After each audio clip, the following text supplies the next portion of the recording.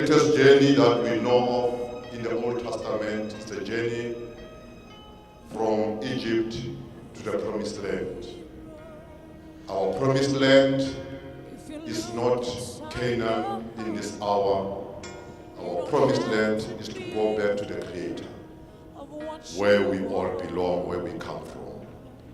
That's the promise that we know that our brother is going to meet others who have gone before him. For us, our Promised Land is a destiny to meet with the Creator. Between our birth and our death, we are pilgrims. The road to God is the one that we are traveling, all of us, at the moment.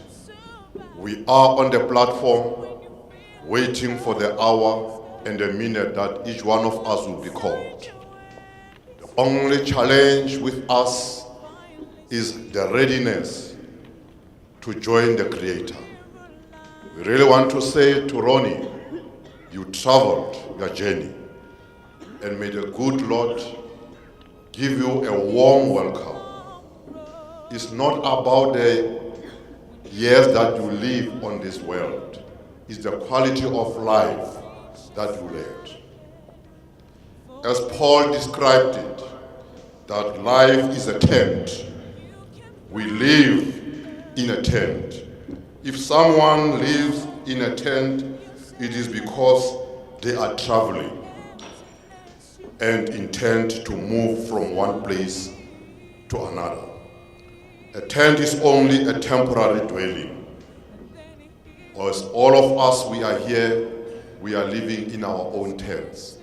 And this tent, one day, it will be dismantled. It was a good description by Paul for the fact that we are only pilgrims in this world on a journey to God. Pilgrims on our journey through to life. No one can dispute that we are all going to depart. Life is a journey between birth to death. We must keep our eyes fixed on the fact that our destiny is eternal life and not just death. Yes, Ronnie is gone, but what we know is that there is resurrection. Let me repeat what Trevor Huddleston said when we were burying O.R. Tambo at the St. Mary's Cathedral in Johannesburg. In his homily, Trevor Huddleston said, "The ship has come home to anchor. It is coming to enter into the shores of South Africa. Now O.R. has come home to anchor." Now today we say, for a long journey that Ronnie traveled, now the ship has come home to anchor. And those who were with him will give him a salute today. And the angels will welcome him and say, "Welcome, brother. You did well." As Paul mentioned in that, "I have fought a good fight." Ronnie did his best to deliver the mandate as he was given.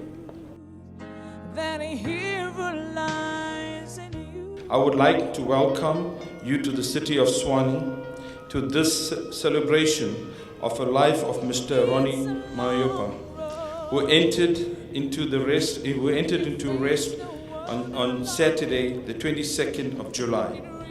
I am honored to be speaking with you today on such an important occasion, where we are here today to honor and remember an anti-apartheid activist, an outstanding veteran of government, a communicator, and the knowledge that the sacrifices he had made in honor of duty and of our country. May we all join hands in paying our respect and honor to the memory of our fallen icon and a champion and a constitutional democracy.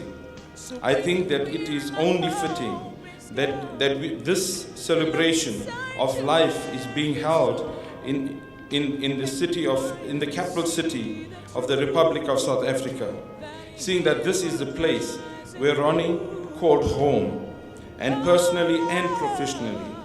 This is where he served various government departments and political principles as a spokesman with distinction until the untimely death spread the message of hope to the people of South Africa. Honorable guest, you must know that the future is bright. The end is glorious. It is peaceful.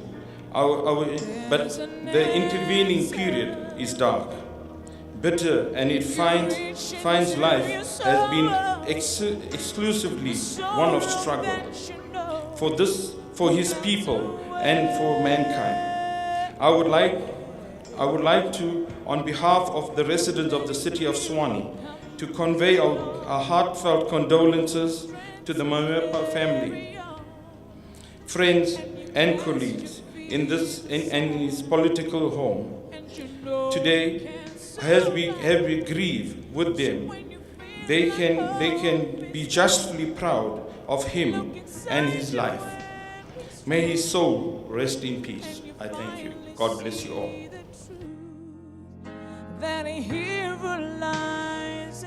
That we extend, dear Audrey, my sister, our deepest condolences on the passing of this gallant hero of our people. In his treatise, Dr. W.E.B. Du Bois speaks about the talented tenth in the souls of black folk. Ronnie was one of those talented tenth, and today we are much poorer in his absence.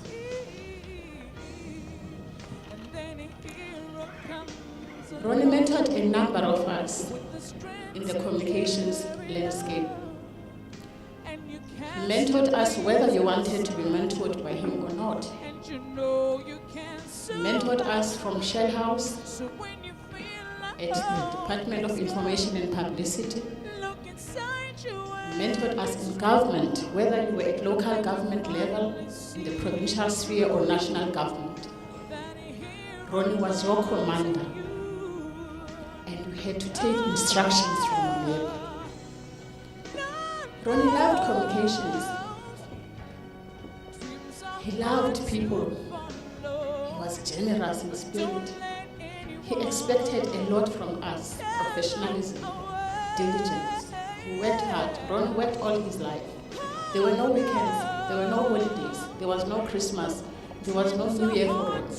It had to be work, work, work, work. And we took him away from his family. Together, seated here in front of us, are members of Ronnie's family. All Deputy President Ramaphosa, Minister Lamini, former President Ronnie Mamoepa, Minister Naledi Matata Tsetu, the entire diplomatic corps, everybody here. Ronnie had something for them. He invested in us. When I joined Ronnie in 1997 at the Department of Information and Publicity,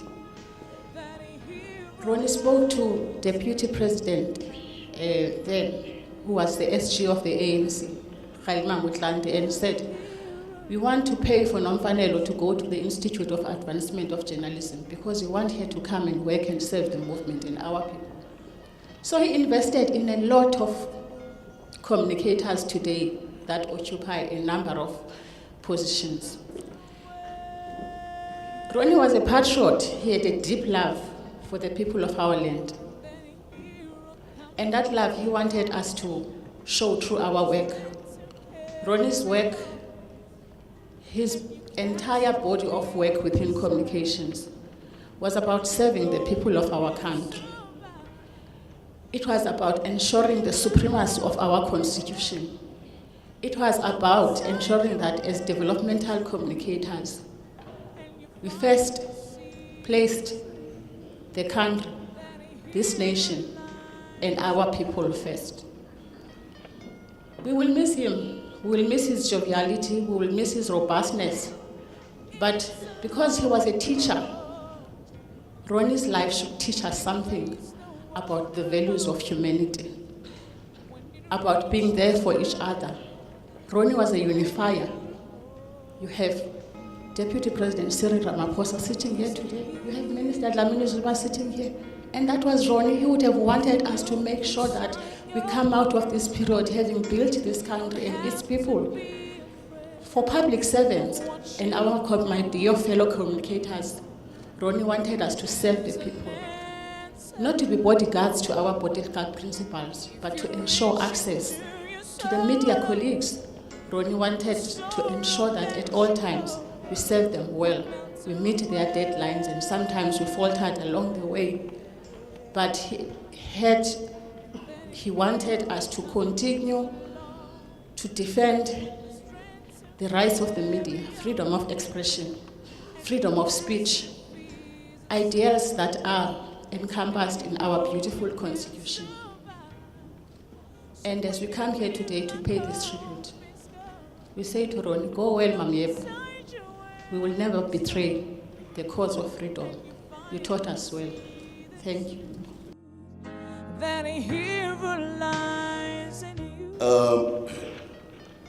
It is very easy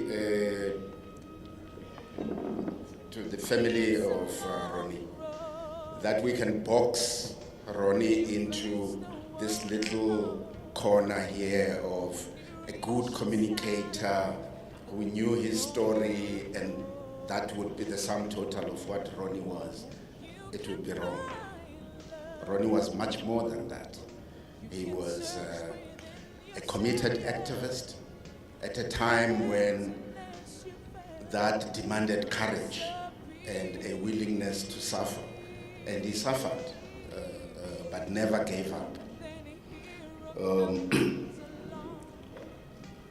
For us in the media, as I'm standing here representing this amorphous thing called the media,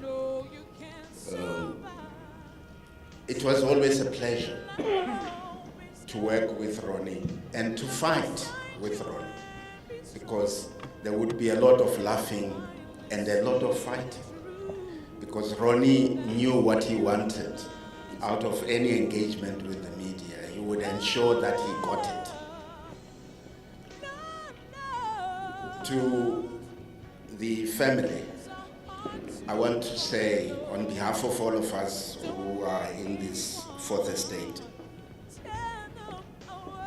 hold on to the memories of the exuberant, chain-smoking, coke guzzling, daddy, hubby, brother, and not the virtually prostrate, lifeless, that was no longer your Ronnie that we knew.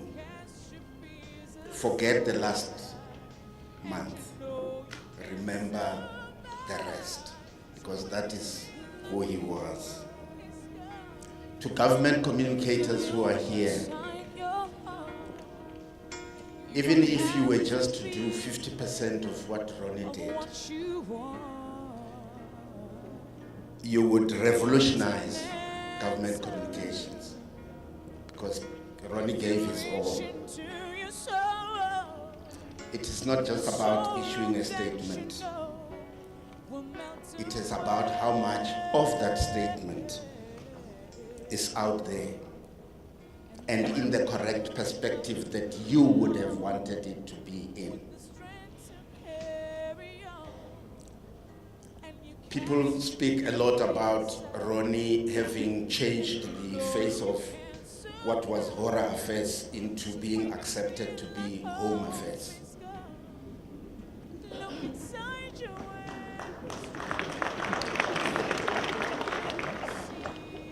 And he did. Not because he was a magician, but because together with my sister here, the Minister of Home Affairs at the time, or Apleni, and the army of people who work in Home Affairs, they actually changed the department. They did not change the story, they changed the department. And it was then easy for Ronnie to tell the story of the changed department. So to those political principals who are sitting here today, who may be going away from here and you're sitting on your poor communicators and saying, why are you not like Ronnie? Why don't you change the way I am reported?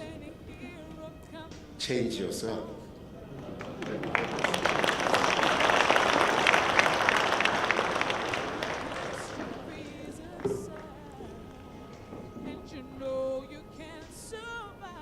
I mean, really, imagine the poor guy who has to police the image of the Minister of Mineral Resources. So, what is the poor guy going to do until the Minister of Mineral Resources deals with the piling troubles? So, yeah.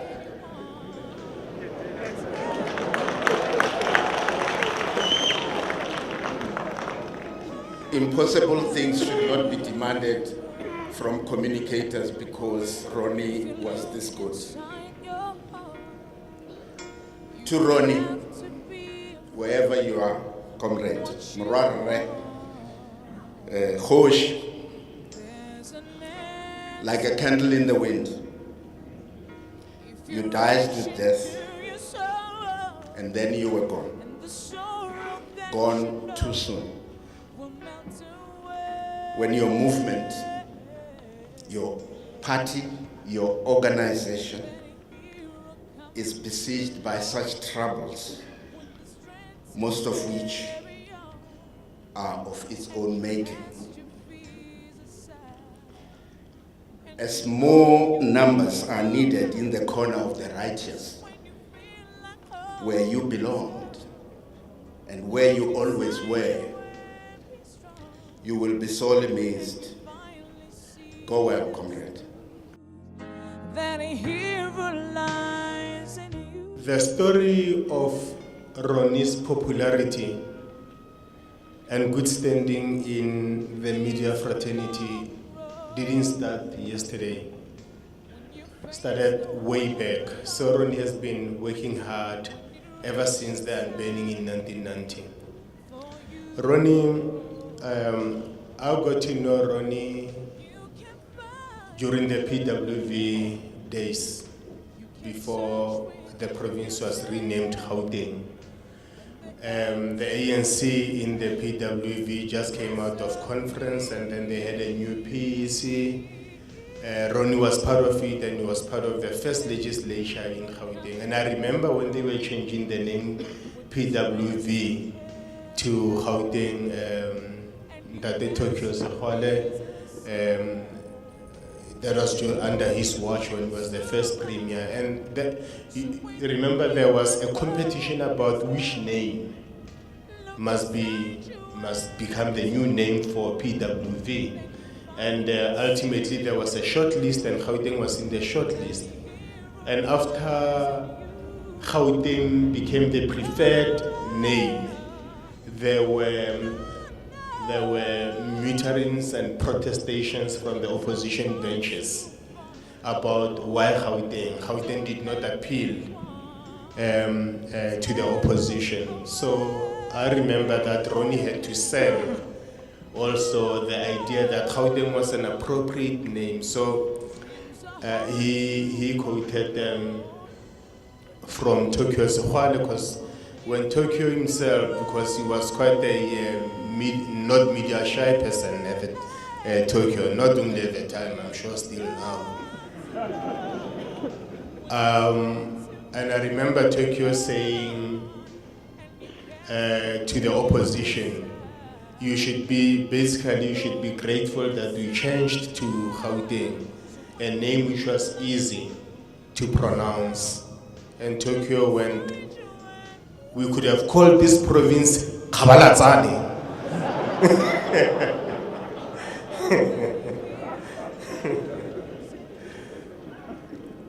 But here's the thing about Ronnie, colleagues. Remember Ronnie, for him to be efficient, he had to use the media, the entire media landscape in the country, as a conduit for his work, as a vehicle for his work. And to all those government communicators, if there is any lesson that you must learn out of Ronnie's book, is that you can't be a government communicator, a communicator anywhere for that matter, who has to communicate through the media, but who doesn't know the structure of any media house, who doesn't know who the editors are, who doesn't know how the newsroom looks like, who just sit in front of the computer and thinking that they will send out statement and they will see themselves miraculously in the publication. So you have to be like Ronnie, go out there. I mean, 2 months ago, Ronnie walked into my office in Pretoria and said to me, hey, man, DP, Lesotho, hey. And I'm like, Ronnie, I think that now falls under our foreign desk. No, you are an editor. You are an editor. You have to do it.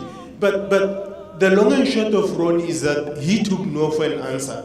And Ronnie, if he traveled from one province to the other, he would ask the contacts in one province to give him their contacts in the province where he's going. So when he was in Gauteng, Cape Town, Durban, Ronnie was comfortable. He was as good as being in Johannesburg or in Atteridgeville. He knew how to make networks, how to build contacts. And Ronnie, because he was consistent, he was genuine, he was no fake at all. Ronnie told the story relentlessly with honor and dignity, even when he got it wrong. Like the day he said Minister Dlamini Zuma was in London when she was actually here. He came back and said, oh, gents, you know, these people change their diaries without telling me sometimes. And you know, we move on. So Ronnie was one of a kind. Ronnie really, in the same way as sometime in the media, we do get things wrong. We know that everybody can get things wrong. I think it's not that you cannot get anything wrong. It's how you deal with being wrong. And those are some of the lessons we can learn from out of the book of Ronnie. The Mamoepas from the humble beginnings of Ramarishani village in Skukune were blessed with a baby boy 56 years ago. Little did they know that a giant was born to serve the people of South Africa in their bitter struggle of national and social emancipation. For their part, we would like to extend our sincerest gratitude to the Mamoepa clan for this unselfish act of generosity. We are gathered here today mourning Molapiane's departure and yet celebrating his well-lived life. It is important to reflect on the socio-economic conditions of his epoch that largely shaped his entire adult life.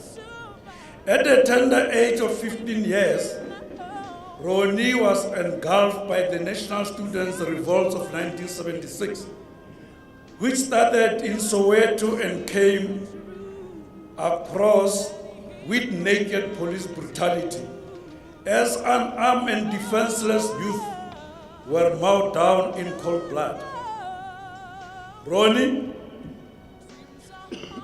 I'm addressing you directly. This marked the beginning of your long journey in the quest for a free, non-racial and non-sexist South Africa. You immediately caught the attention of the notorious security police, resulting in you enduring several spells of detention without trial at police cells such as Compol building here in Pretoria. Your political consciousness developed despite the apartheid regime trying desperately to suppress the restive oppressed masses of our country. Through sheer brute force and unmitigated propaganda of Google's dimensions. In defiance, you found alternative views, information and facts from the ANC's Radio Freedom. You came to the realization that the alternative to their reactionary violence is the revolutionary violence by the Liberation Movement, MK.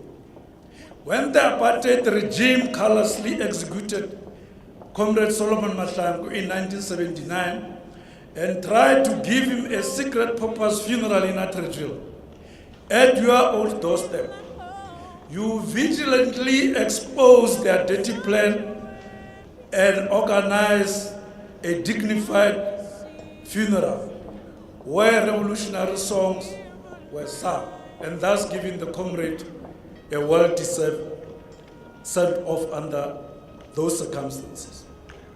When the anger of the youth heightened, you gave proper leadership by channeling their anger towards the liberation movement. You answered a clarion call of the ANC for the youth to solve the rents of Umkhondo Wesizwe. You suffered a setback as the security police pounced once more, and you were charged and convicted under the repressive security laws. Your long journey to Robben Island had begun. You were marooned on Robben Island for a solid 5 years, with your jailers gleefully welcoming you to a place where you were supposed to rot and be broken both spiritually and physically. Your jailers gave you a new name, 1680, reducing you to a mere cold statistic. To the enemy's dismay and chagrin, you elevated your political consciousness to the highest level by voraciously gobbling almost all the available political education material you could lay your hands on political economy, historical development of societies, scientific philosophical world outlook, history of the liberation struggle, history of the trade union movement and the working class struggles. Added to this, you develop yourself to be the first and the last Robben Island sports news reporter come editor by interviewing members of different sport clubs and rugby and soccer, also giving incisive commentary of their performances. In this way, the competitive spirit among players was raised to even higher levels, much to the delight of the supporters, of course, political prisoners. Having learned from revolutionary giants of struggle such as President Nelson Mandela, Comrades Walter Sisulu, and Govan Mbeki, you are fully prepared and sharpened politically to go back into the theater of struggle, to organize, educate the masses of our people to escalate the freedom struggle to higher levels. Armed with ideological clarity, you understood that the struggle was mainly political. Hence, the battle of ideas was going to be critical in defeating the apartheid system. You unflinchingly committed yourself to the production and dissemination of progressive and revolutionary information and ideas through alternative media platforms, both legal and illegal, while overtly belonging to political youth organizations and related structures. You firmly understood centrality of executing all components of our struggle: mass mobilization, armed operations, underground, and international solidarity. As a true revolutionary, you actively participated in ANC underground, MK, and in mass formations of mass mobilization under the United Democratic Front. It wasn't accidental that you passed the rigorous process of qualifying as a recruit of South African Communist Party of Comrade Moses Kotane, J.P. Marx, and Dr. Yusuf Dadoo. You were constantly under security surveillance throughout this period, and yet you outsmarted them. During your wedding, you were forced to disguise by wearing tracksuits and tackies as you couldn't enjoy your special day as the security police barged with hippos forcing you to flee. You had to celebrate your own wedding in a safe house with a few comrades and friends, much to the disappointment of the security police who wanted to arrest you on your wedding day. The ANC strategy and tactics were masterly executed as the South African regime was rendered unworkable and ungovernable, thus paving the way for the inevitable dislodging of the apartheid regime through peaceful means. When the unbanning of the ANC and the release of political prisoners came about, you were ready to utilize your communication skills and knowledge to full effect, as evidenced by the excellent management of the whole world media who were descended to South Africa for the story, obviously, of the 21st century when President Nelson Mandela was released from prison after 27 years of incarceration. You served President Mandela with distinction as a member of the Media Committee of Mandela Reception Committee, led by the Deputy President Cyril Ramaphosa. Since then, you never look back as you were deployed in President Mandela's office during the most tumultuous period when our country was experiencing severe birth pangs that were at times threatening the birth of a new non-racial, non-sexist and democratic South Africa. When President Mandela cast his first vote to usher democracy, you were right behind him to give an eyewitness account of that historic moment. As you were deployed from one government department to another, so did your stature as a communicator par excellence grew until you ultimately landed in the office of the Deputy President of South Africa, Cyril Ramaphosa. It was when you were savvy in this august office that serial thief called death pounced on you and snip your precious life. Throughout your life as a revolutionary, you were an epitome of selflessness, humbleness, and discipline. Your work ethic and professionalism will remain a living example to all communication practitioners here at home and worldwide.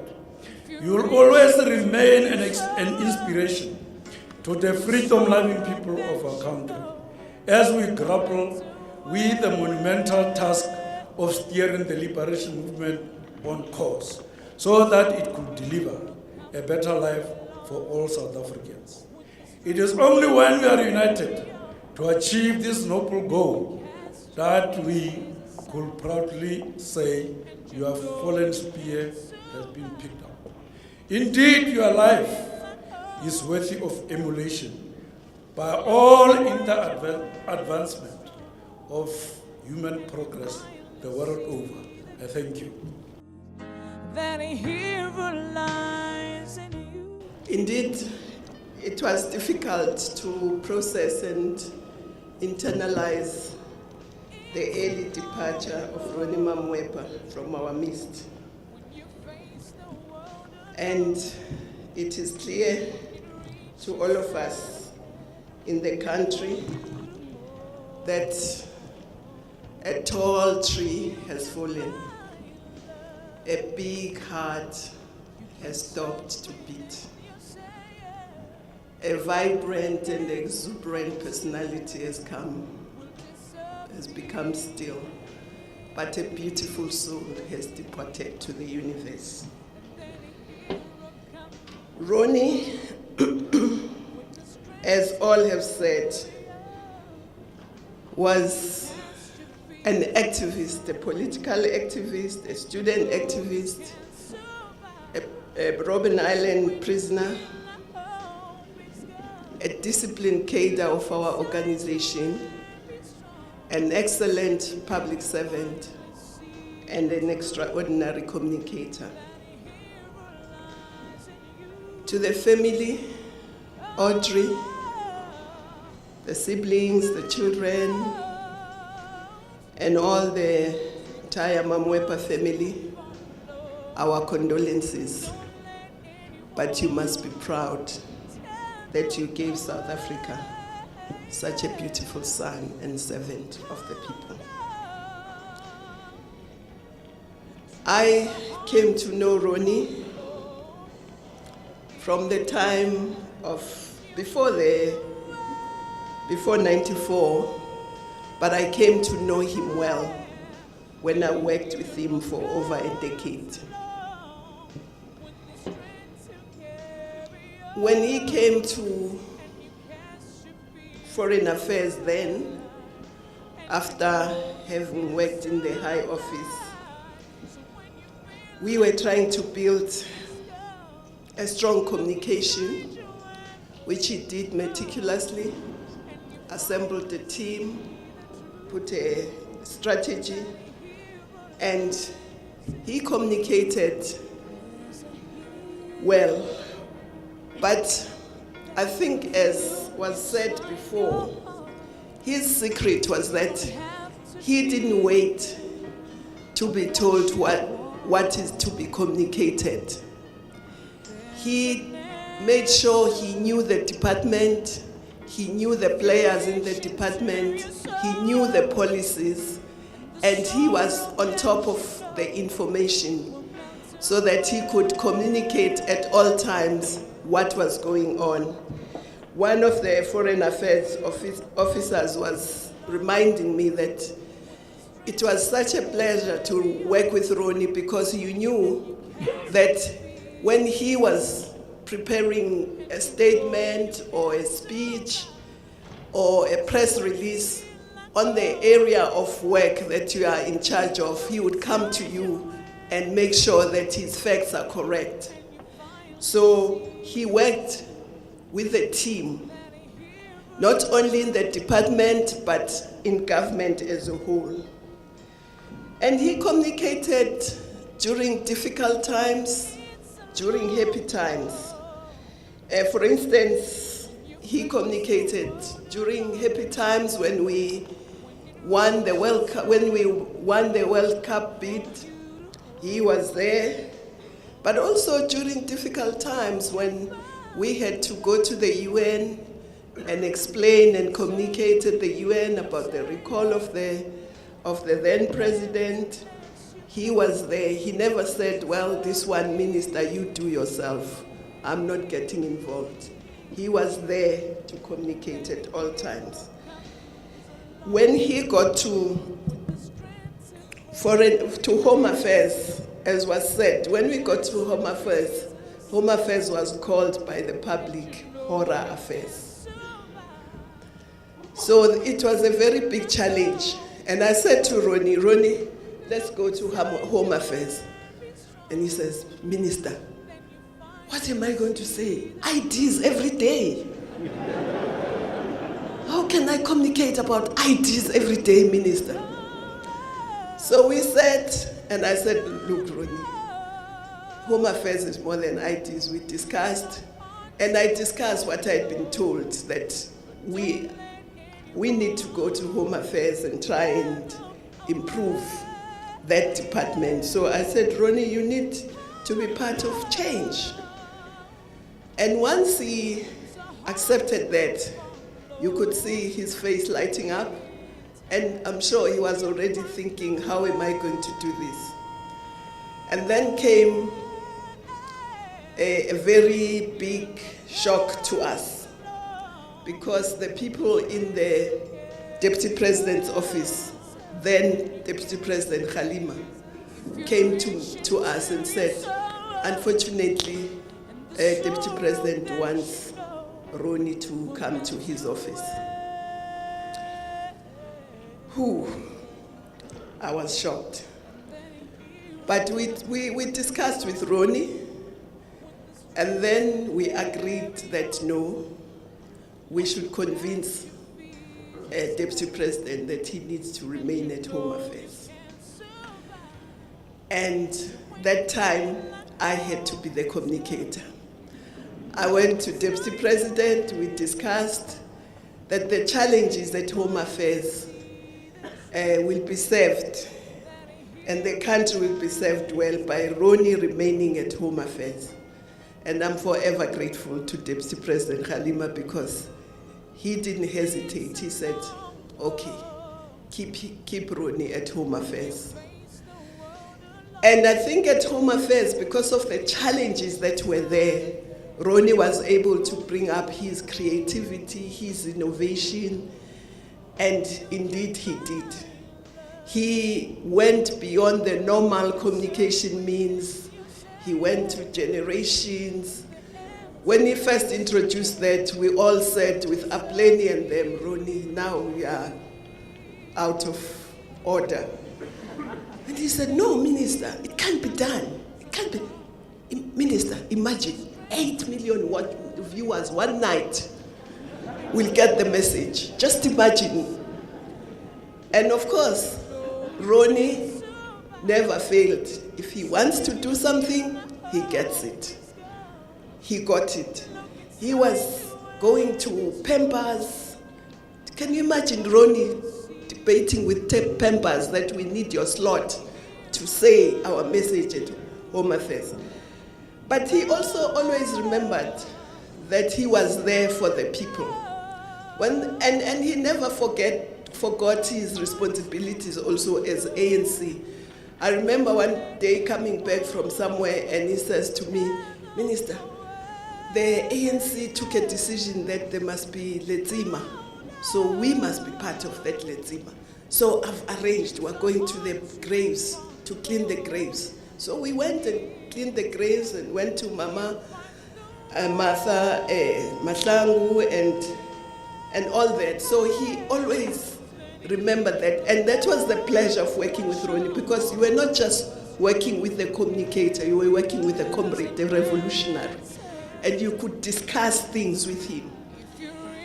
And Ronnie, I would also want to say he was not just to us a communicator. He was a friend. He was like family.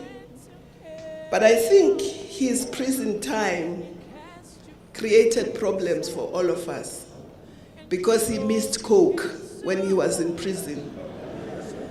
And when he came back, he was, as I think Matata said, he just drank coke. He was a guzzler of coke. And that's how he explained it to me when I tried to stop him, that no, I missed coke. You know, I went to prison when I was young. I missed coke. When I came back, I asked my mother to give me a crate of coke.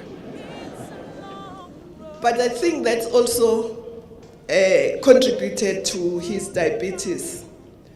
But that was Ronnie.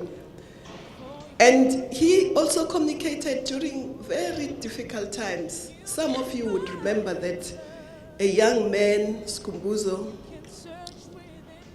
committed suicide because of his frustration at the Pinetown office of Home Affairs. Ronnie had to communicate, all had to communicate, but he was there to communicate not only the failure of Home Affairs, but what we are doing to improve so that nobody will commit suicide again. So that was Ronnie. And I just want to maybe end, because I only have 5 minutes here, and I'm sure I've gone over that.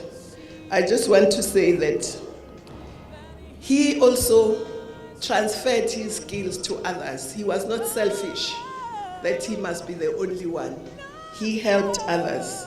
He was very helpful. He was a beautiful soul, but he was a revolutionary at the end of the day.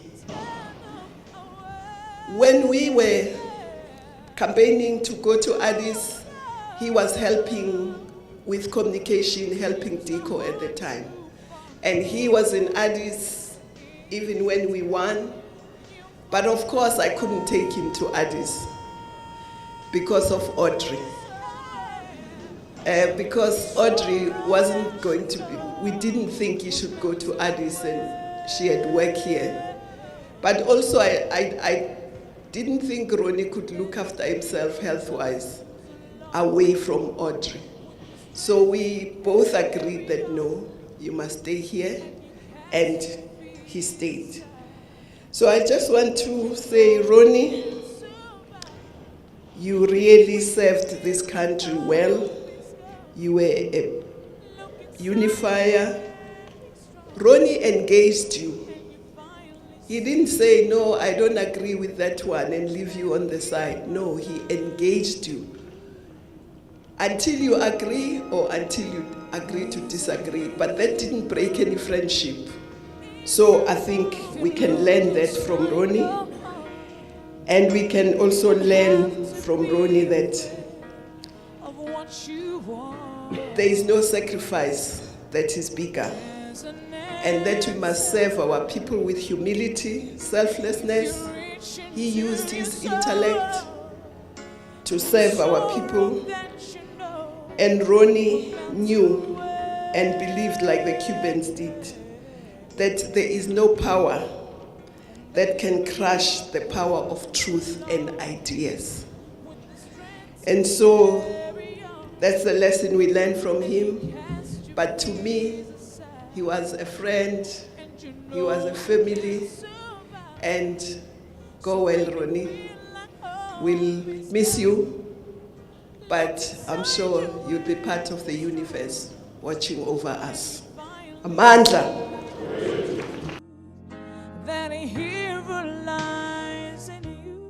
We have gathered here today to celebrate the life of an unsung struggle hero, an activist, a revolutionary, and the greatest, longest-serving government communicator.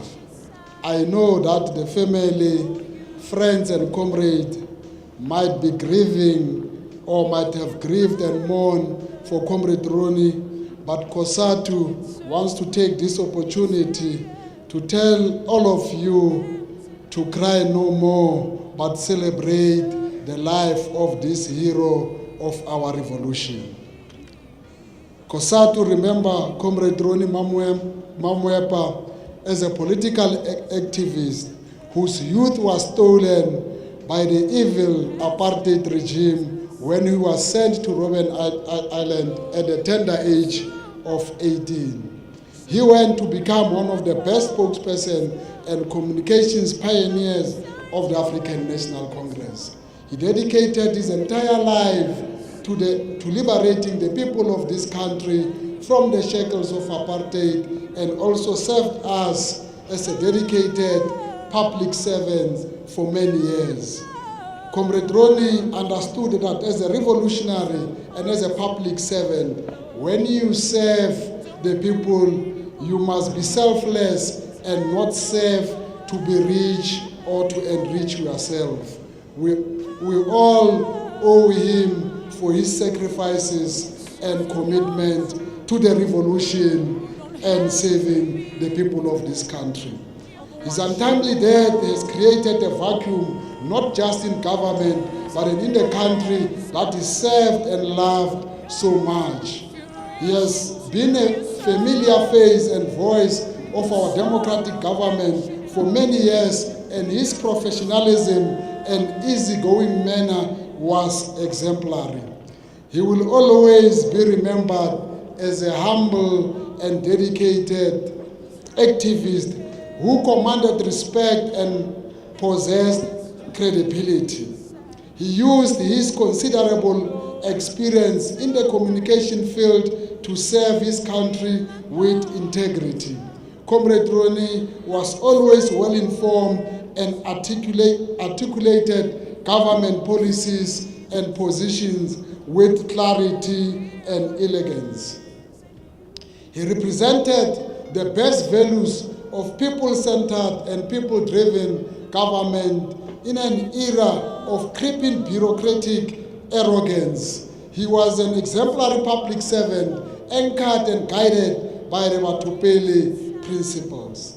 In terms of bureaucratic arrogance, Comrade Ronnie Mamoepa can be remembered in 2015 NGC of the African National Congress when he said, I quote, open quote, Bureaucratic arrogance is the enemy of the revolution because it widens the gap between the state and the people, close quote.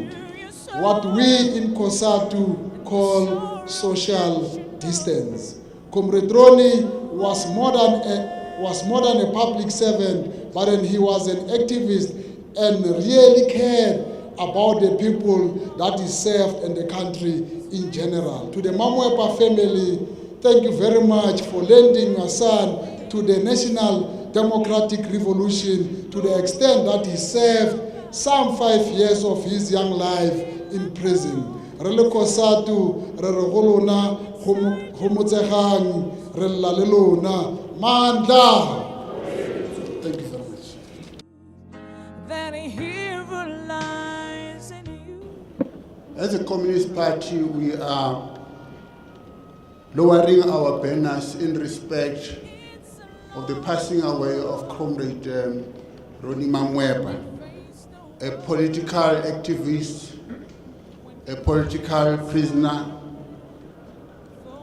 a political communicator, a political educator, a political revolutionary, a brother to some, a father and a son to some. I guess a grandfather and a grandson to some. But a husband only to Sis Audrey. The Communist Party is a party of power. And a party of power which it wants to use to address challenges of the people in the society by ushering what we call socialism and ultimately communism. In the recent conferences, we have just identified where this power lies. And we believe that this power lies within the people who are found in workplaces and within the society. And we are saying also the power lies within institutions, within the state, organizations, within the state, organization, and economic institutions. One of the writers, Malcolm Bull, indicate that for power to be there to the society for developmental purposes, there must be a synergy between the society and the institutions. The strength of the institutions and the strength of the society is critical in terms of taking forward developmental agendas. And he then say, in the absence of these two, society will become primitive. And in the presence of the strength of one, which is the state, what you will have is a contained society. And he then says, in the presence of the two, you'll have what you call a civic society, a civic polity. And he says, be careful. In that state, when you can weaken the institutions, what you'll usher on will be a corrupt polity. So as an organization of power, we are critical about looking at this.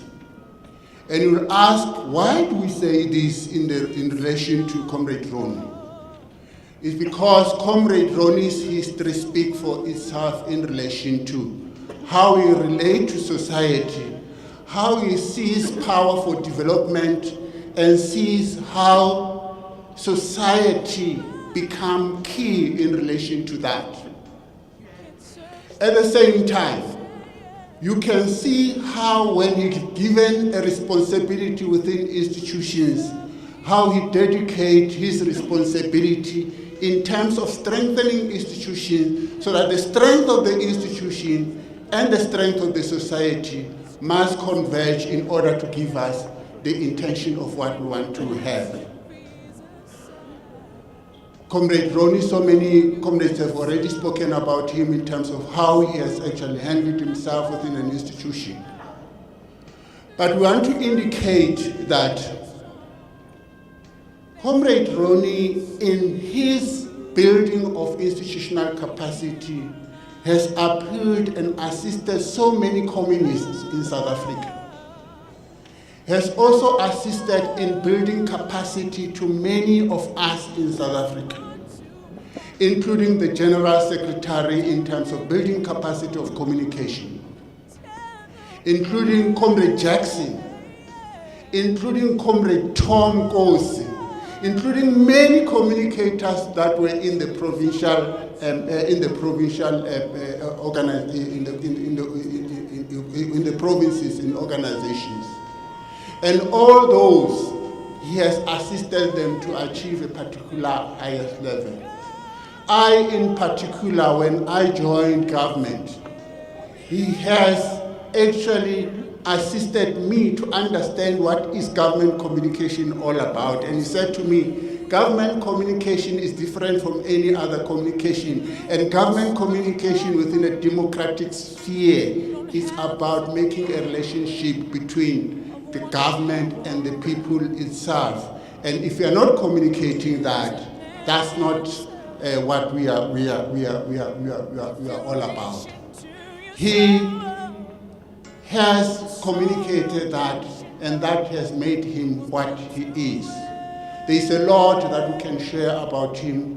There is an unfinished business that we had with him, even in the current situation, because we had interaction in relation to how best we can use communication to address issues that we have in the current situation of our movement. We haven't finished that. What we can say is that Comrade Ronnie, kudala uzabalaza, lalango kolo, and to the family, condolences. Thank you very much. We gather today to bid farewell to one of the shining stars of Pelindaba. Pelindaba, which came about after the removals from Lady Selborne, Mooiplaas, Marawastad, various areas which led to Peli being established. Ya Pelindaba of being moved all over the place. Tshwane, Gauteng in South Africa. We are sad at the sudden departure of Comrade Ronnie from the world of mortals. He was a committed and loyal activist and cadre of the Congress movement. We send our deepest condolences to his wife, Audrey, the children, and the entire family. Our message of condolence is aptly captured in the words of Elizabeth Kubler-Ross, who, in trying to explain the difficult and complex meaning of death, had this to say, open quote, "Death is simply a shedding of the physical body, like a butterfly coming out of a cocoon. It is a transition into a higher state of consciousness, where you continue to perceive, to understand, to love, to be able to grow, and the only thing you lose is something you don't need anymore. Your physical body is like putting away your winter coat from spring when spring comes." Close quote. Injector Tshwane further had to say in a quote titled, "I'm not gone. I'm not gone, I remain here beside you, just for me in your heart, and there you'll find me, in our love which forever lives on. In those moments when you feel alone, look for me in your thoughts, and there you'll find me in sweet memories that burn."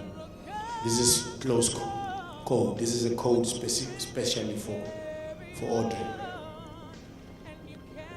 Comrade Ronnie belonged to both the 1976 and the Young Lions generation. He had the honor, like Comrade Bitamukaba, to belong to both the 1976 and the Young Lions generation.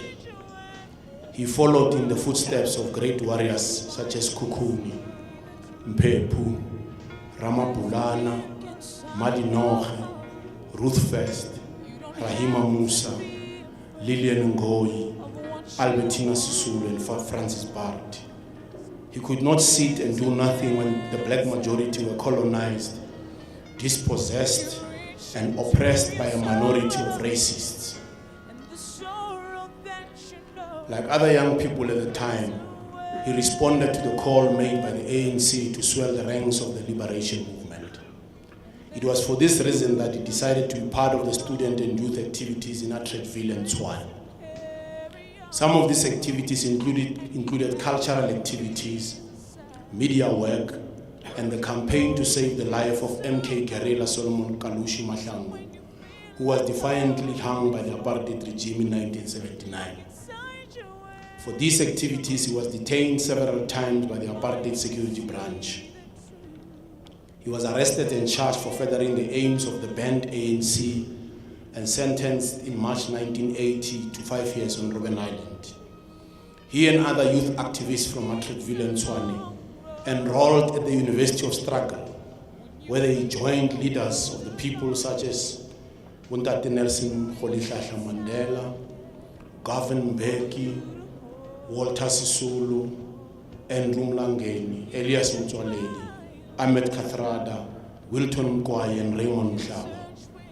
He belonged to the generation which came out of the 1976 uprising to build COSAS, various local youth congresses and organizations around the country which came together in the midst of the state of emergency in 1987 to launch the mighty South African Youth Congress under the leadership of comrades such as Bitamukaba, Rapu Mulekani, Ignatius Jacobs, Fawcett Matebe, Ephraim Mkwe, Dipuo Peters, Jerry Doe, Phoebe Potgieter, Gaugelo Lugoro, and Norman Mashawel.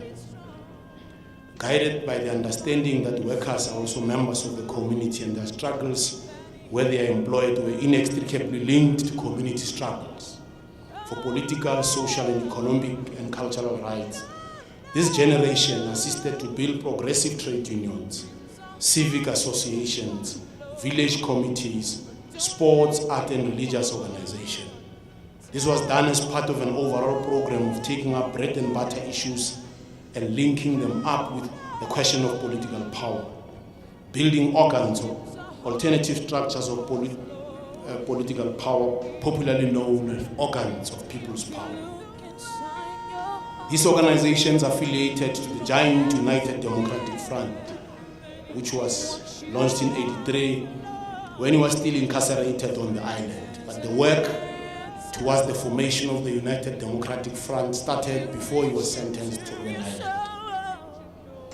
When he was released, he reconnected with the task of building mass organizations.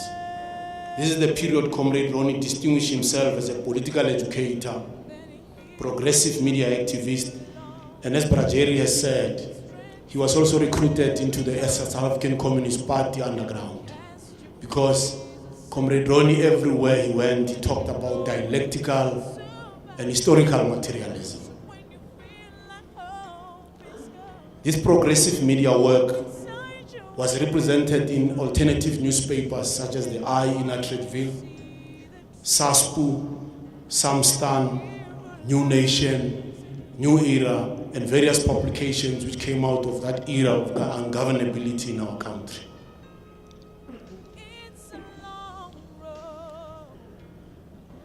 We daily say that we are a progressive movement which is implementing a national democratic revolution. In his words, Comrade Castro explains what revolutions mean. Discipline, vigilance, and ability to correct wrong things are important values in any revolution. Our movement has to continuously earn the support of the people of South Africa because it does not have an ordained right to lead and govern the country. In memory of Comrade Ronnie, let us individually and collectively do a deep introspection to see if through our daily actions we are still committed to the noble cause of a non-racial, non-sexist, democratic, united and prosperous South Africa, for which Comrade Ronnie was prepared to pay with his life. If we don't do this, history will judge us harshly.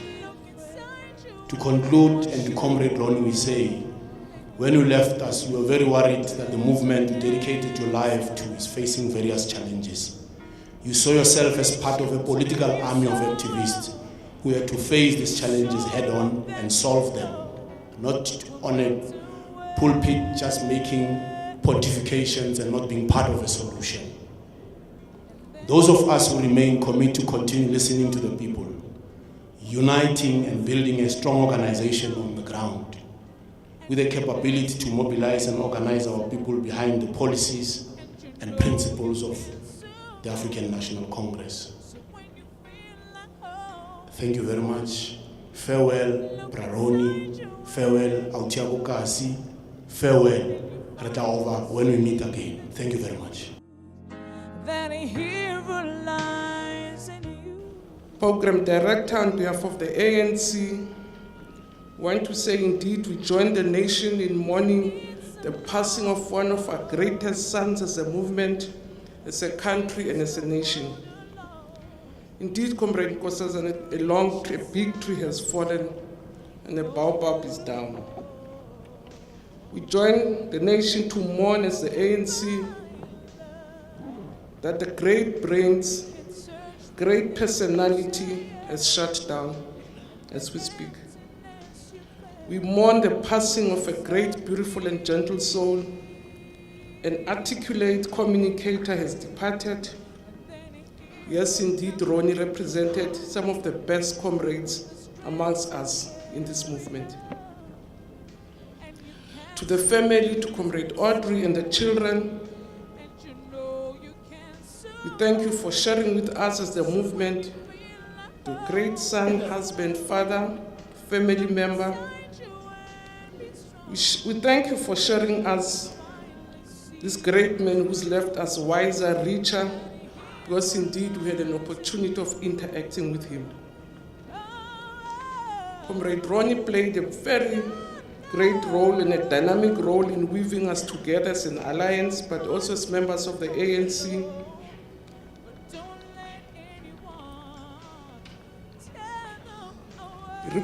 He represented, as I said, the best amongst the cadres of the movement, who always at difficult times, and sometimes when things seemed hopeless, will always help the movement overcome.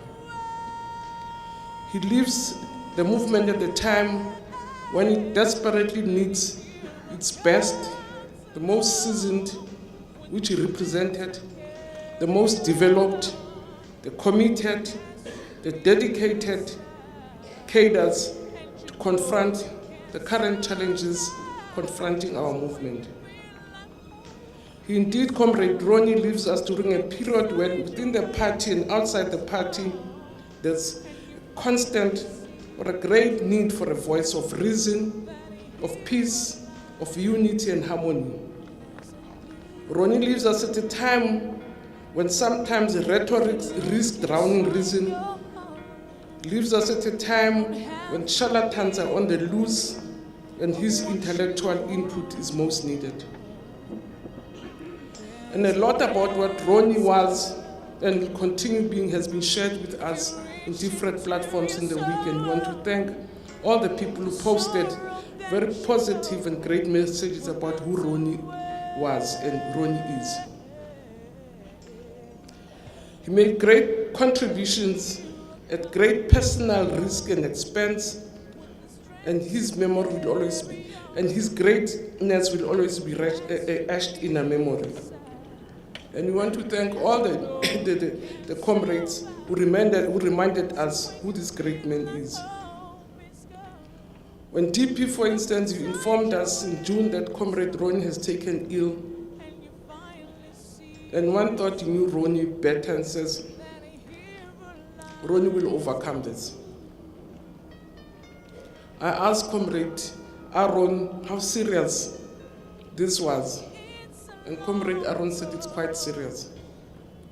And I just thought, everything health with Aaron is very serious. So it can't be, I've asked from the wrong person. Ronnie will overcome this because everything health is serious with Comrade Aaron. And indeed, we did believe that Comrade Ronnie, exuberant as the comrade has said, full of life, seemingly able to deal with everything, this too will pass.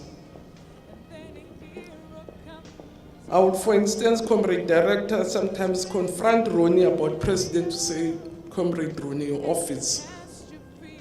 And at no stage Ronnie will say, I think we are barking at the wrong tree because what we are saying has nothing to do with me.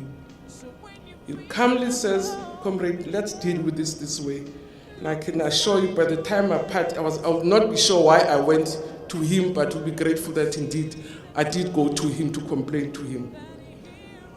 Ronnie has always been this gentle voice, very measured reasoning, and dealt with situations in a very dignified manner. Ronnie will indeed be remembered as one of those who surrendered his very being to the people of this country. Ronnie's life embodies life, love, ideas, a hope, an aspiration, a vision for a non-racial, non-sexist South Africa. Despite his early departure, Ronnie's ideals for which he sacrificed his life can never die. His fight and commitment to the ideas of freedom, human dignity to which he associated himself for, they shall never die. So program directors, the ANC, would say Ronnie has not died because those or his ideas will not die, because many of those were in the common cause with him. Will continue with his ideas.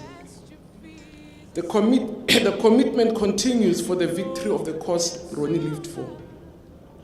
And once the ANC leaves, what Ronnie Mamoepa committed himself for in very early age will not die. Comrade Ronnie will not die while his allies, the South African Communist Party, the Congress of South Africa, COSATU, remain loyal to the common purpose. While millions of our people gather themselves into the democratic organizations that make our own rainbow coalition, the spirit of Comrade Ronnie shall not die. So as the ANC, to order and the family, abadumedise bohle, adumedise bo Ahmed Katrata, bo Oliver Tambo, bo Walter Sisulu, askali bala udumedisa le bo mme ba mokhatlo, bo mme Beta Qowa, bo Albertina Sisulu, di bona bo Lillian Goyi. We must also give our regards to even the young lions who died for this great nation and this great organization.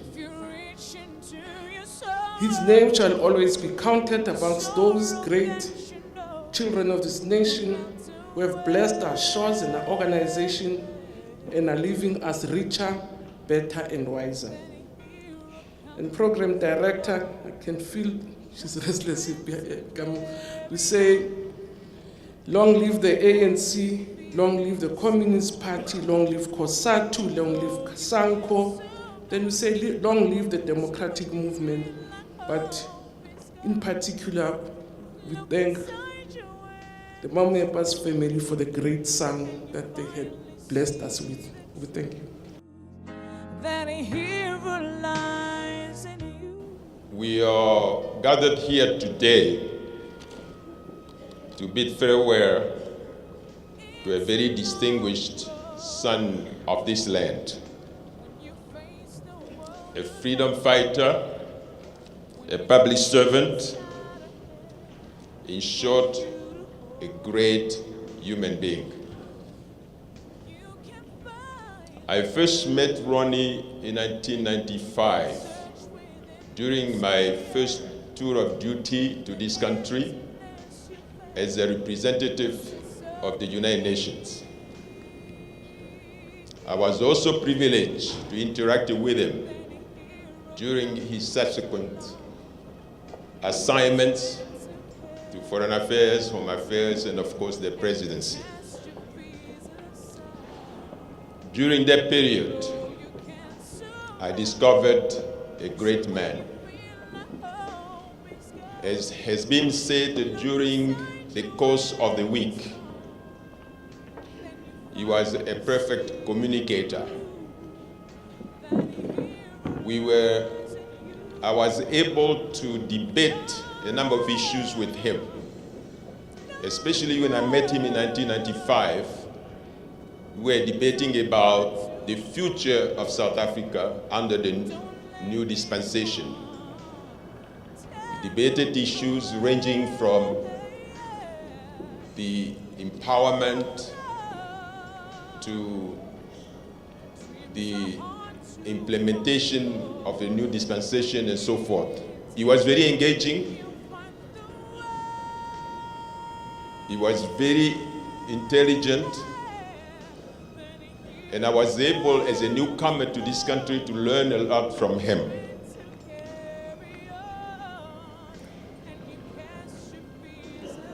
He spoke with passion about this country, especially its future. When Ronnie spoke, we as a diplomats were eager to report his story back home. There was no fake stories from Ronnie. None. What he spoke, it was the truth. And we were proud to report that back to our respective countries as a diplomat. Honorable Deputy President, we applaud the suggestion to name a media center at the government offices after Ronnie's name in order to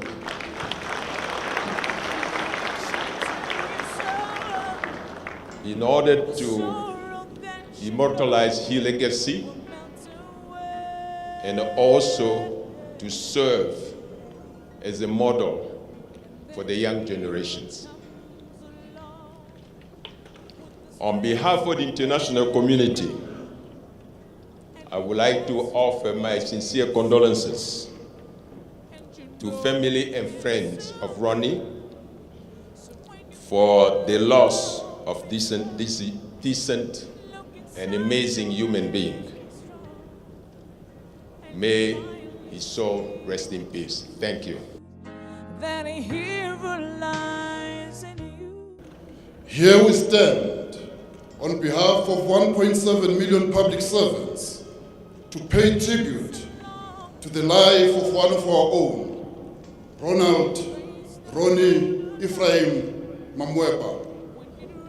Ronnie was the quintessential servant of the people, whose life we proudly celebrate.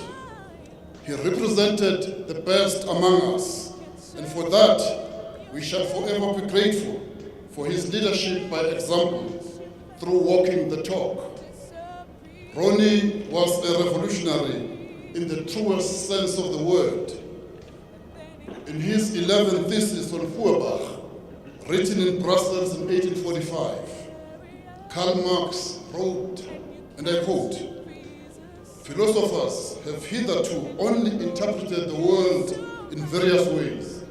The point, however, is to change it," close quote. Herein lies the essence of revolutionary consciousness and conduct. Ronnie was not a free-floating and aimless public servant, ruled by the dictates of a monthly paycheck and material gains, divorced from the interests of the poorest of the poor of our people. Ronnie was and always will be an epitome of what it means to be a true servant of the people, imbued with revolutionary consciousness. In his song, Praise the Revolutionary, Bertolt Brecht writes, and I quote, "Some get in the way. When they've gone, it's an improvement. But when he has gone, you miss him. When oppression is on the increase, many become discouraged, but his courage grows greater. He'll mount a campaign for a penny on wages and for hotter tea and the right to control the state. He'll say to property, 'Where do you come from?' He'll ask opinions, 'Who do you serve?' When no one has raised a voice, you'll find him speaking. And where men live under oppression and much talk of fate is heard, he'll see the names are published. Where he sits at table, dissatisfaction is sure to sit there too. The food will be bad, the room be found too cramping. Wherever they chase him, they will come disorder. Where they have expelled him, there will unrest remain, close quote. Ronnie Mamoepa diligently served both Deputy President Thabo Mbeki and later President Mbeki, and then Deputy President Jacob Zuma with distinction. He gave an exemplary service to be emulated by all public servants who seek to advance the collective interests of the people of this beautiful land. When Ronnie was moved to the then Department of Foreign Affairs in 2000, he distinguished himself as a public communicator par excellence under former Minister Nkosazana Zuma. Ronnie, endowed with extraordinary communication skills and innovation, single-handedly established what has now become known as the public diplomacy branch in the Department of International Relations and Cooperation. During his tenure at the Department of Foreign Affairs, Ronnie demonstrated extensive knowledge and understanding of the linkages between our domestic priorities and our foreign policy, which he so excellently communicated to domestic and international stakeholders.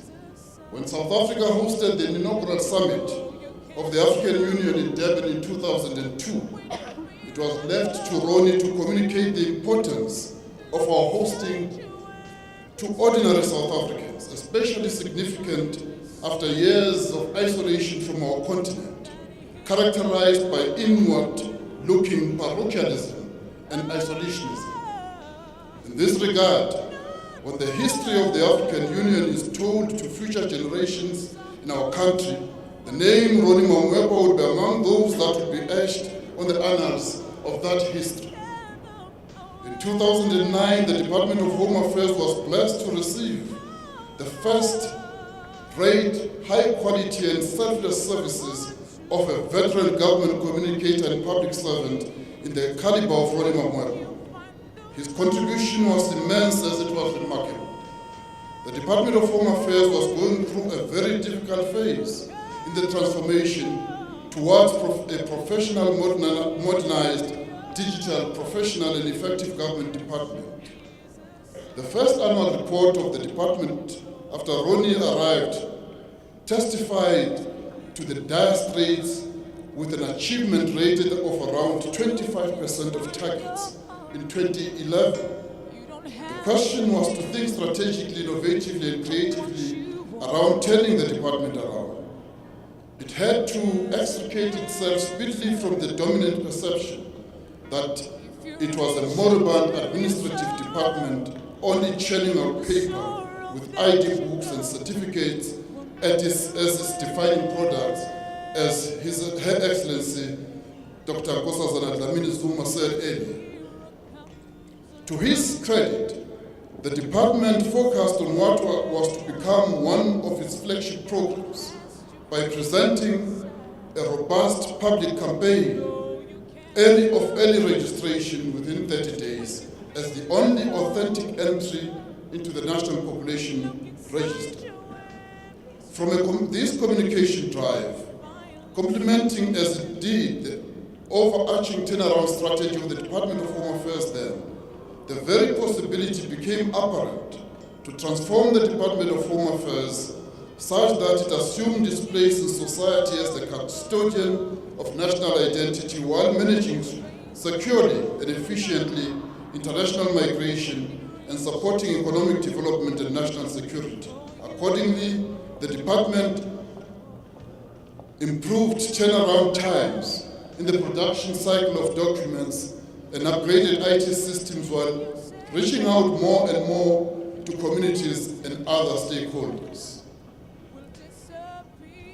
When Ronnie joined the Department of Home Affairs, the vision was to build a new department capable of securely and efficiently improving and to be seen to improve service delivery and to re-engineer itself to a citizen-oriented department. Many can now see the fruits of this toil following the turnaround strategy of 2010.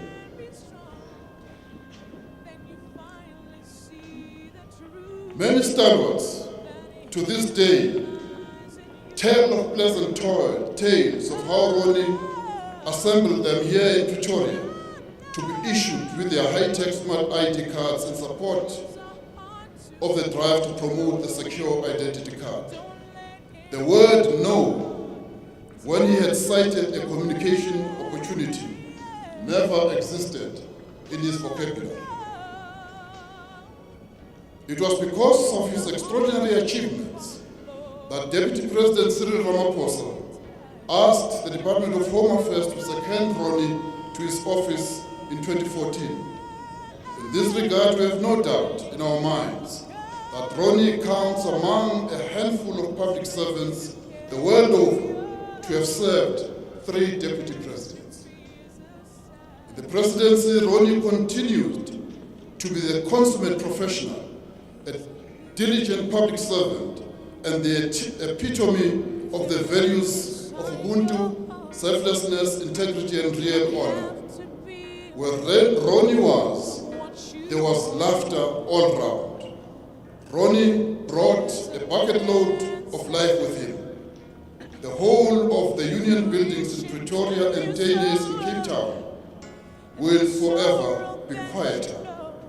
With Ronnie's exit, there will definitely be less laughter. It should be admitted that when Ronnie was around, your scuffing was never safe.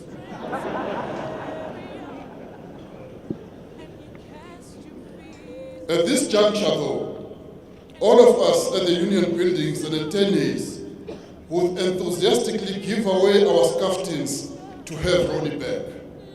But clearly, for all of us, this is a bridge too far.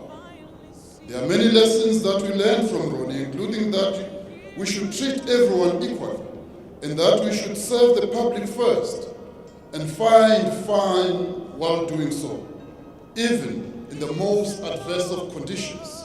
We also learned that once Ronnie decided on something, or that something must happen or be done in a certain way, no one could stop him, even if that decision was to wear a bright green tie with a purple and pink striped shirt.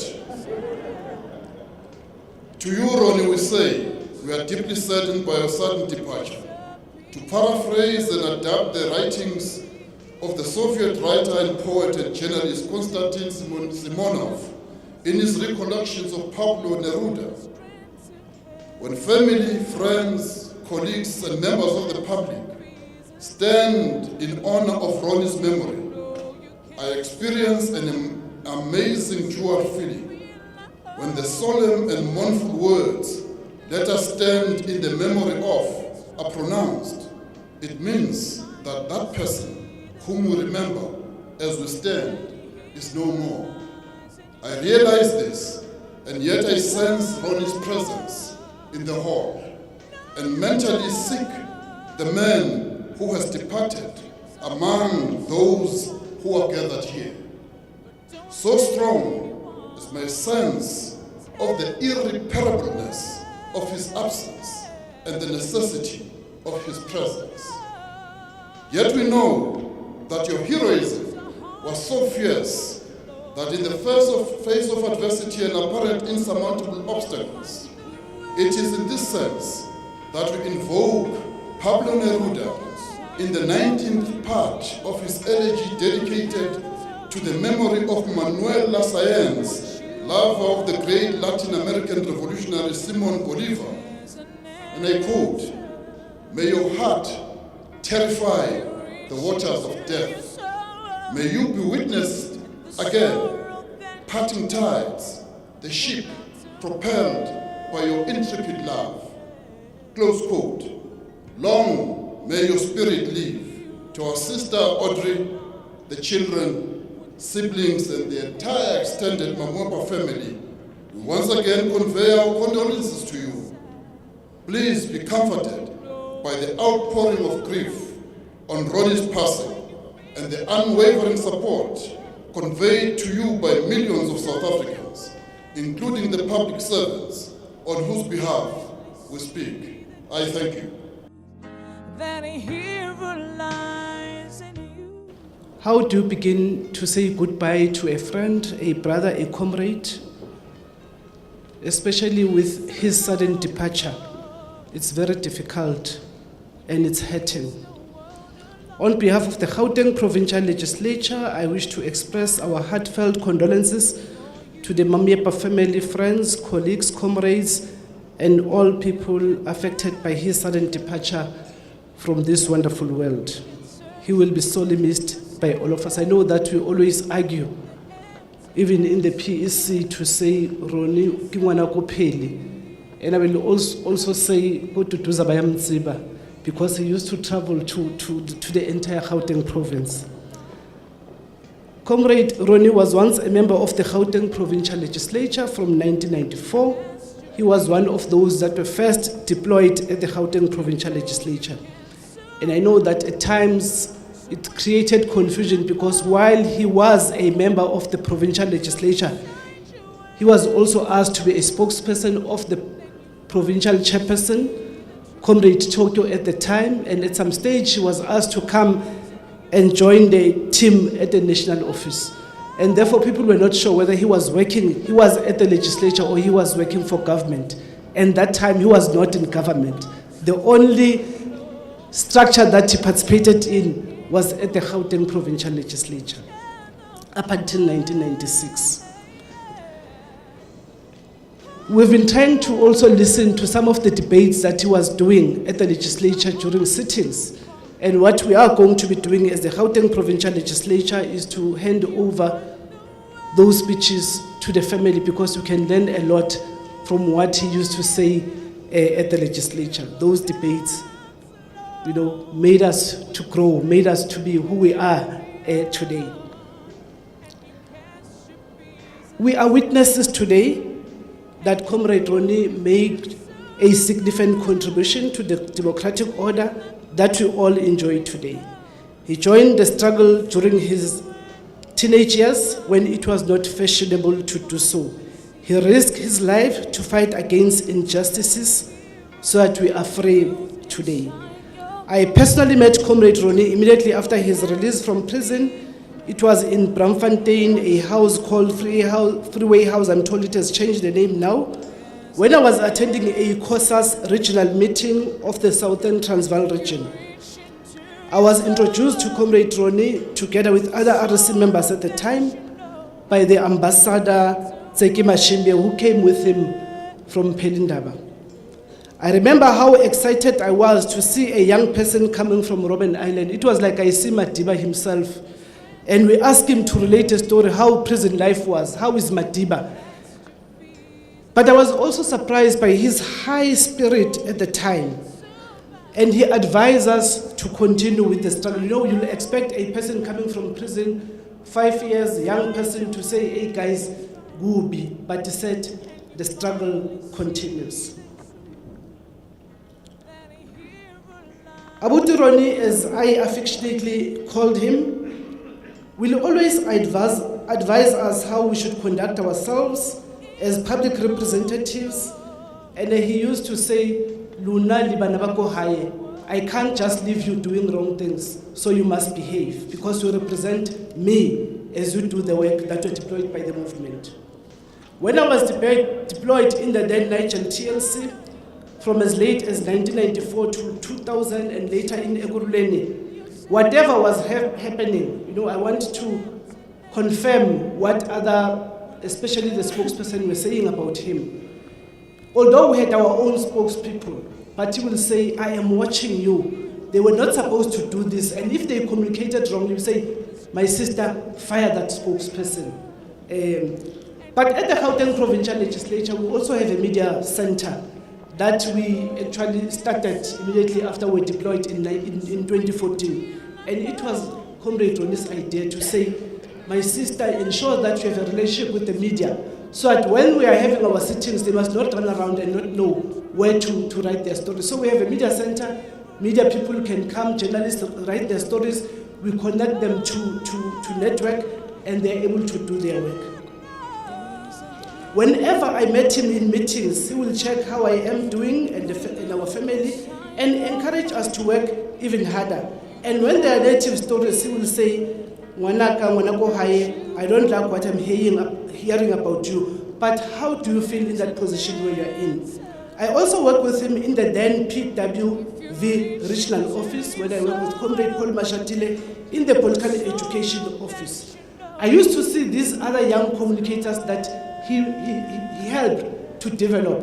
I remember comrades like the late Pax Mankahlana, Botia Khomuseneke, and many others, Opegi Kumalo and so forth, including Netkekane, who came with him from Pelindaba. But all what we want to say is the Gauteng Provincial Legislature, we are saddened to be left by this very jolly and enthusiastic person who was full of life. We want to say, Hamba kahle Comrade Ronnie, we will miss you, and I wish to thank you. That a hero lies in you. My poem is dedicated to Comrade Ronnie. The title is Freedom's Call. You, a spirited soul refusing to be dispirited. Against all odds, you fought gallantly regardless. Whether with a foe or friend, your compass always to all fairness leveled. From the dusty streets of Peli, you dissolved borders physical and fairy with the international, thundering away hunger, plunder, and unshackling prisoners, always giving a thought to Africa, whence all things new sprout and pass, bargaining with God and our gods to bless Africa's sons and daughters. Stepping up from imposed hunger and darkened future, you felled down our oppressors' jail walls tall. You blasted away the iron strong doors locked, defiantly raising the people's flag atop the seat of state power. To the very end, you lived Ray Piri's mantra, never to whisper in the deep. As a people informed is a people free. Their destiny in their hands infinitely grasped. So, Comrade Ronnie, as you determinedly yonder stride, as we with broken hearts you farewell bid, We draw courage from you and the international. So comrades, come rally, and the last fight let's face the international. Unite the human race. Robala ka khotso le khutso tau. You, a revolutionary to the end, may your soul rest in graceful and eternal peace. Your internationalist spirit lives in this Africa, my beginning, and Africa, my ending, as poetized by Martin. Amandla! That hero lies in you. Ki bua Setswana ka gore nna le Ronnie ne re bua Setswana. Ne re sa rata go bua Sekgowa thata. Ha re kopana. Ne le motho o ratang batho. Ronnie. On behalf of government, I wish to express our deepest condolences to Comrade Audrey and the entire Mamoepa family. We learned of Ronnie's passing with a sense of deep sadness and loss. As always, when such events occur, we felt it is just too soon, just too sudden. I confessed to the reverends last night at the prayer service that I'm afraid there are moments when I don't agree with God. And this is indeed one of them. I think while our hearts and our heads feel pain and sorrow, there is reason to smile, reason to be proud of our comrade, our public servant, Ronnie Mamoepa. To many of us, as has been said by many, Ronnie was a consummate communicator, the epitome of engagement, a quintessential communications charmer. I called him the Prince of Communicators. Ronnie's family, particularly his children, his late parents, his siblings, his dear wife, have good reason to be proud of their husband, their father, their son, their brother. He lived his life with distinction. Like many of his generation, he was fully committed to fighting for freedom, was not afraid to serve humanity, and showed that by engaging in the struggle, by serving his time in prison, that prison of heroes, Robben Island. With respect to his work in government, Ronnie was the embodiment of public service. He represented the full spectrum of what a person who is a public servant should be. A spectrum that is elucidated in the National Development Plan.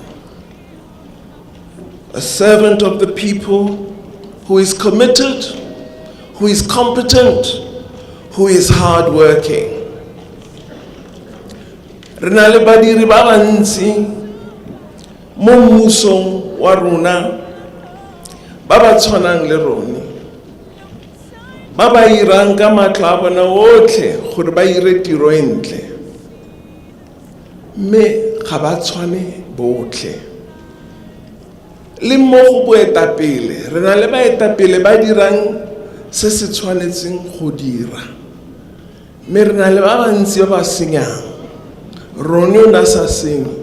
Ronnie o na dira ya ka tshwanetse go dira.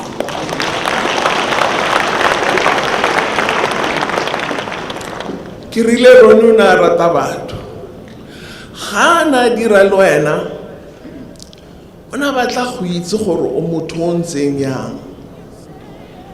Ka sekgowa ke rata gore o na go tsaya yaka an onion, and he would peel you piece by piece gore a tle a go tlhaloganye mo pelong gore o motho o ntseng yang. O na tsaya nako a kgona le gore mo lesikeng le o tswang teng go go lone ke lesika le le ntseng yang o mang, gore ga dira le wena a itse gore o dira le mang. Ne ka makala tla go go nna ka gore ke motho a treasurile a re, hey minister, ga wa re bolelela kante ntate Peter ke o rangwane kwa ga lona.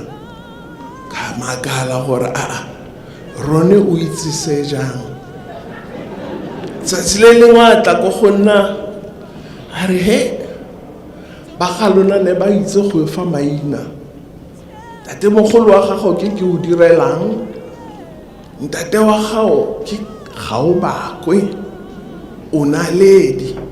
Hey, le itse go fa maina. Motho o makatsang o na rata go itse. I knew of Ronnie, as we all did, long before I met him. I admired him for a long time for his work from a distance. He made foreign affairs accessible. He made home affairs sexy and part of daily conversation.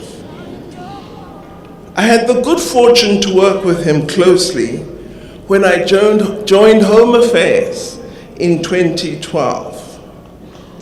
He had worked with Minister Dlamini Zuma, and I think he was a bit upset she was no longer the minister.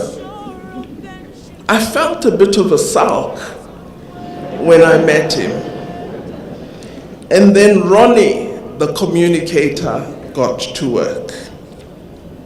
He managed to convince me that while the square kilometer array was exciting and important, my real life of true service was genuinely getting underway in Home Affairs. He had a real passion for Home Affairs, for reaching the people and for ensuring the most marginalized were reached. Ronnie was a professional in every sense of the word. He had a well-crafted strategy for each of the roles he undertook. Ona sa irehela.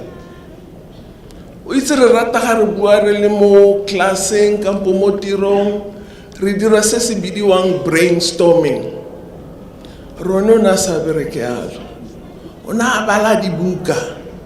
A rata go tlhaloganya gore communication e re batlang gore e fitle ko bathong e dirwa yang. Ba ba kwalang dibuka ba reng ka yone. Ha tla go go wena a go bolela gore re batla gore tsamaiso e nne yana, ona tla re Smith at Harvard says, Semang at Princeton has written.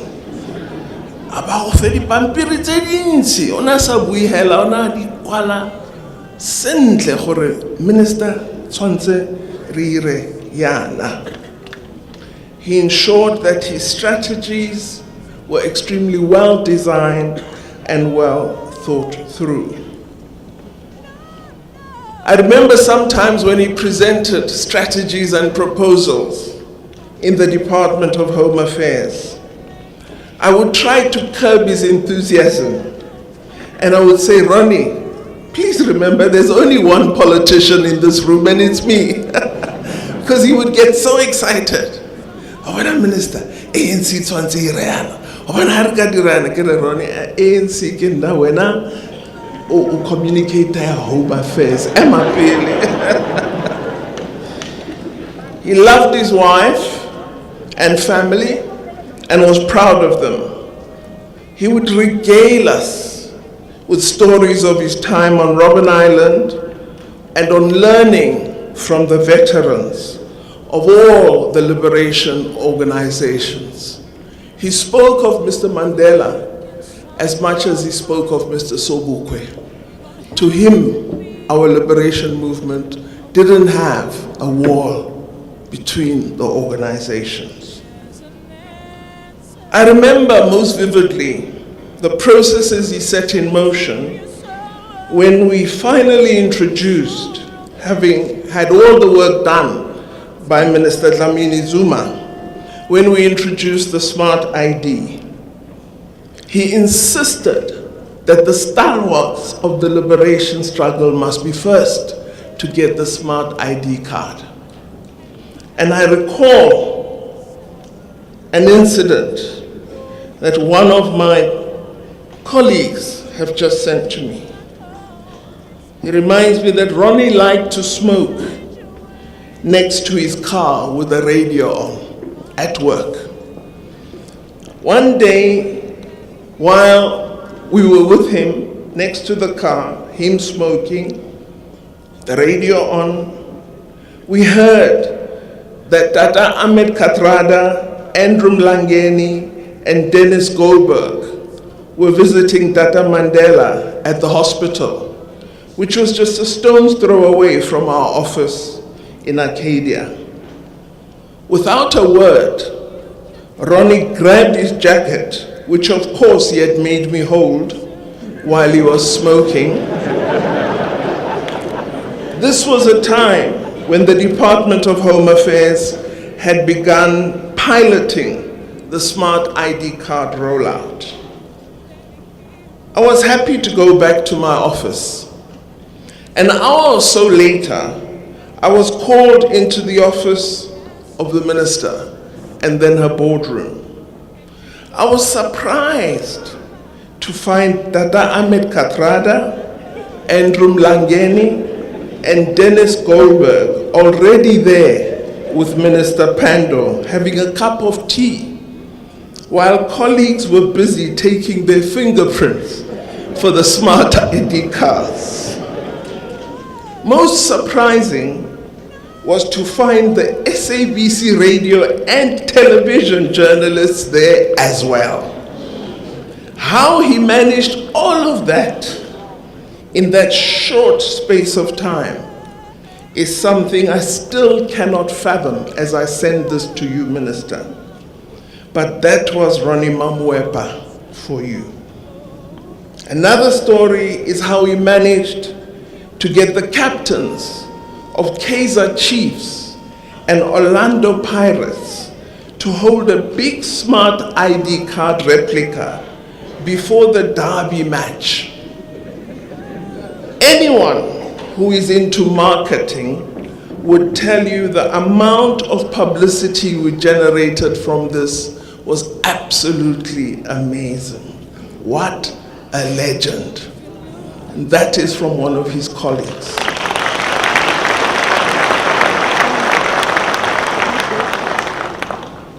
As I said, he loved his family, and particularly his wife, Audrey.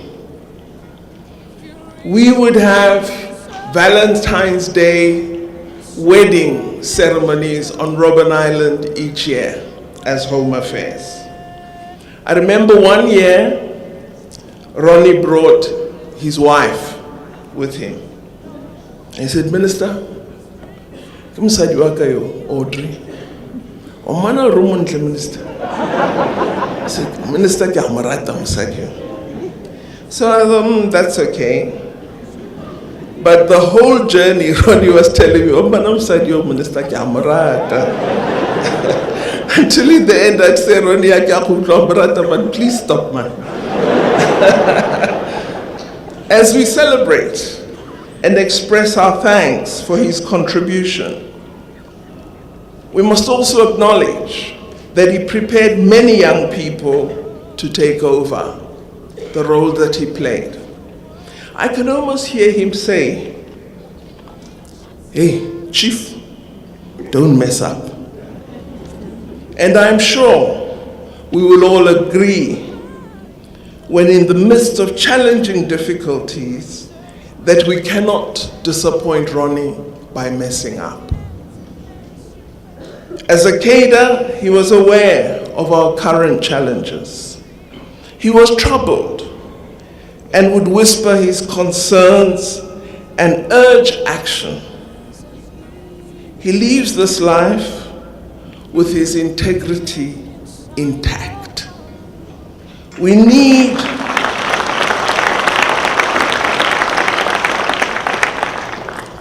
to find and implement effective steps to restore the integrity of our organization and our government. Ronnie would say, "We fought apartheid. We cannot be defeated by corruption." He would expect us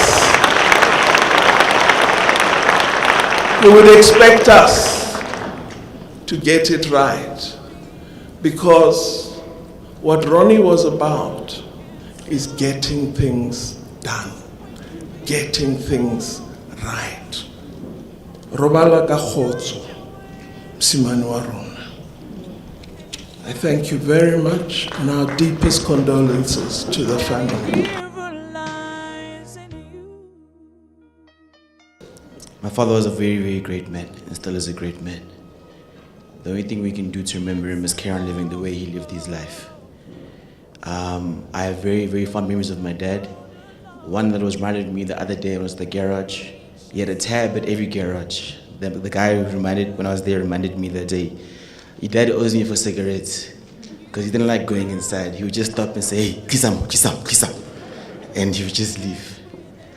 My dad went to jail at a very young age, so he had very limited knowledge on how to be a child. So he didn't know about pocket money. He said, "Here's a stipend." And then he said he had to use it wisely.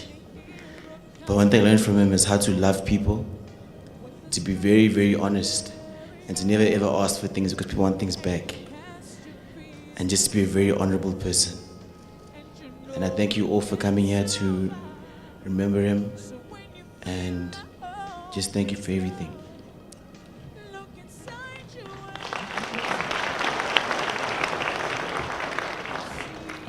Morning, my name is Sakile. I feel like my brother did all the greetings, so I don't want to go into that one because I forgot a few.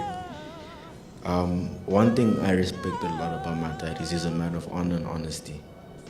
So when the household, knowing that he's a very strong-minded person, when you make a mistake in the Mamoepa residence, one thing he always told me is, it's never how hard you fall that counts. It's what you did after to pick yourself up that counts. And with that, it helped me understand the whole concept of him being a very open-minded and understanding person, as he opened up to his kids and to my mom and showed us his fears. And the reason I say fears is, it gives me one story where my dad once woke me up at 2 o'clock. He was knocking on my door and he told me, "Chief, do you hear something outside?" I was like, "No." And with him, I thought he's gonna be the guy that just goes outside with me and we do it together. So we go downstairs together and I open the gates. And while I'm talking, I'm saying, "Daddy, what's our plan?" He locks. So I look and I'm like, "Dad, what are you doing?" He's like, "No, this is how we work in the house. You're the fighter, I'm the communicator, go look." And he also taught us the whole concept of being honest and staying with what you have. So never go around asking for people. Because with him, it was very hard for him to ask for something, even in the house. He would sort of hint it. So he would come to me and say, "Ish, mommy hasn't cooked, And I was like, "Yes, what are you trying to say?" "Joe, how far is chicken looking from here?" And I was like, "I'm not sure of that." So with him, he wasn't a complicated person. He was a simple-minded person who required a lot to understand. But one thing he taught us all in the house is that honor what you have and stay true to it, because without it, it wouldn't make you. Thank you very much.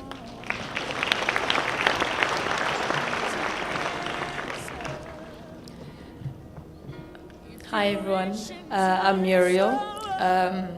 One thing I want to thank my dad for is for loving my mom. He showed us what love is, what you could even see the way he would look at her. That's love. I remember that he would come home, he'd come home and we'd all be sitting there and he would just buy 2 magnums and would ask him, who are these magnums for? It was just for him and my mom. And we're like, what about the kids in our house? And I think number one, he loved my mom so much and I really, really love him for that. He showed us, he gave us a home. And not a house, not a 4 walls. He gave us a home. He gave us safety, and he provided us with education. He made sure that education is your friend. And I know that I disappointed him with my matric results, but I made sure that I made a plan. I matriculated. I went to school. He saw me graduate twice. I am currently doing my honors, and even though he won't be there to see me graduate, I know that he's very proud of us, and we will be there, and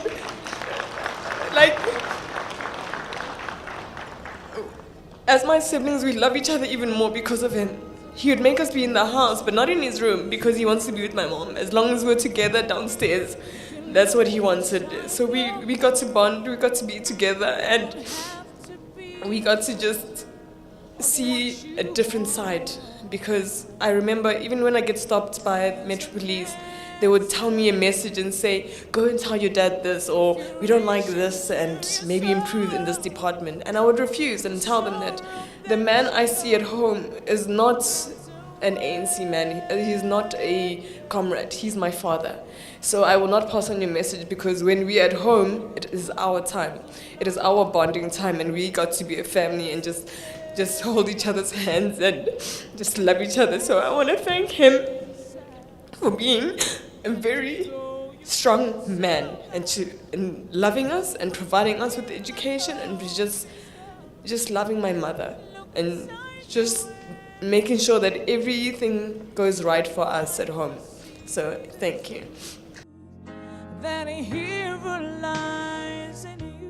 I am thankful for this opportunity to reminisce about the life I once shared with the late Comrade Ronnie Mamoepa. First off, let me express my deepest condolences to Comrade Ronnie's wife, Ms. Audrey Mamoepa, and the family at large. At the age of 56, Comrade Ronnie still had potentially much more life to look forward to, and as well as much to live for. As Victor Hugo would have it, he was in the youth of old age. Comrade Ronnie's family, his wife, children, siblings, and extended family were still looking forward to a blossoming life of one of their own. The gap that is left by such a loss as you have suffered is only to be imagined. Yet the masses of South Africans gathered here to commiserate with you, and millions more who in their own ways are mourning and celebrating Comrade Ronnie's life are in fact saying he was also one of their own. His life mattered to all of us, and this is how history will remember him. This outpouring of grief by the masses of South Africans is a profound statement affirming the impact of Comrade Ronnie's life on that of our nation. For the family under the circumstances, it may be little comfort to know the impact he has made on the fabric of our history. However, this should not detract from the truth that Ronnie Mamoepa has earned his space during his lifetime. His is no ordinary story. For to be involved in the liberation struggle is to be steeped in one of history's high tides of human affairs. Indeed, it is not often that individuals make history at a very tender age of their lives the way he did. In hindsight, the political vision he developed and the moral valence he assumed while still a teenager seem out of proportion with his age. It was almost as if his life was purposed to make maximum impact within a very short period of time before he transitions to the other dimension, passing into history the same way those before him did after handing over the revolutionary baton to him so that he could in turn pass it on to those who will come after him.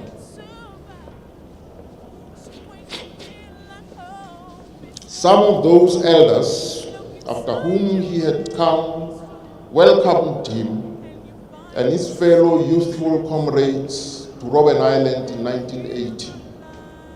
Among them were Harry Gwala, Nelson Mandela, Ahmed Kathrada, Ike Mtumnye, Walter Sisulu, Gavin Mbeki, Dimake Pro Malipe, Raymond Mhlaba, Andrew Mlangeni, Wilton Mkwai, Elias Msweledi, and Jafta Masemola. Indeed, when one looks back at the heady days of struggle, the memories illuminating one's mind speak of a glorious history of fortitude against all odds. Ours was a life shared in the terrain of the liberation struggle. This means that our encounter was imposed by objective historical conditions.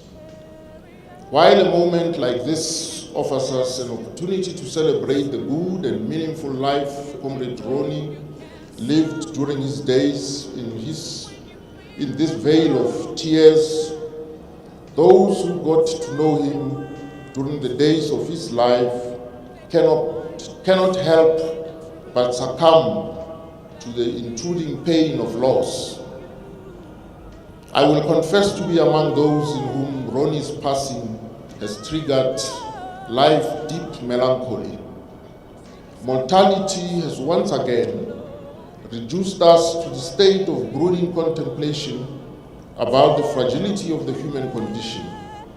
And for this grim existential reality, it has chosen the life of Comrade Ronnie Mamoepa, the apple of our eye, as if to rub it in, and this way dare us to strike back at it if we could.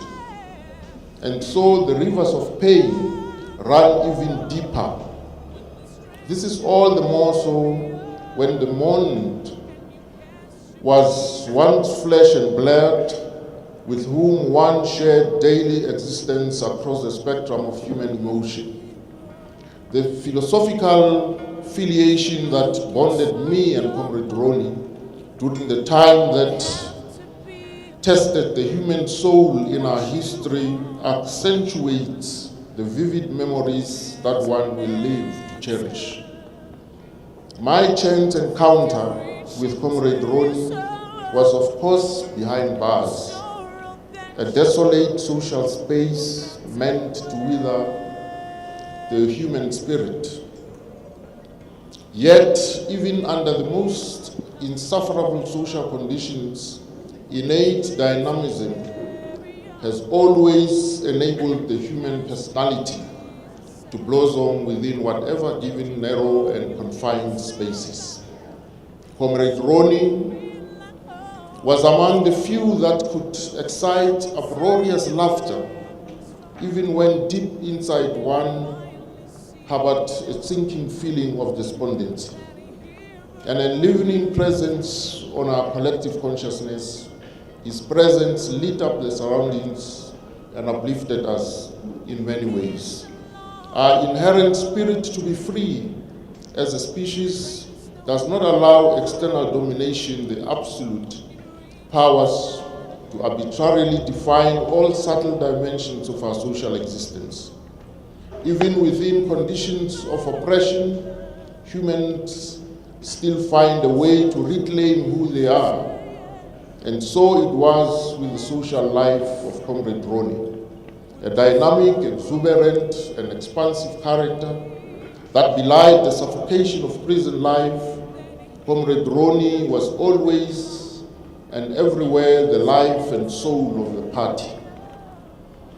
Within the prison environs, a socio-political community had evolved with its brand of cultured personalities steeped in the mobilizing ethos of a South Africa of our dreams, of our vision, of the Freedom Charter, a South Africa with which history was still expectant, a South Africa yet to be born. These ideals united the prison community, enabling us to engage in some communal activities, including sport. Comrade Ronnie's knack for communication saw him playing the reporter during our sporting activities on Saturdays.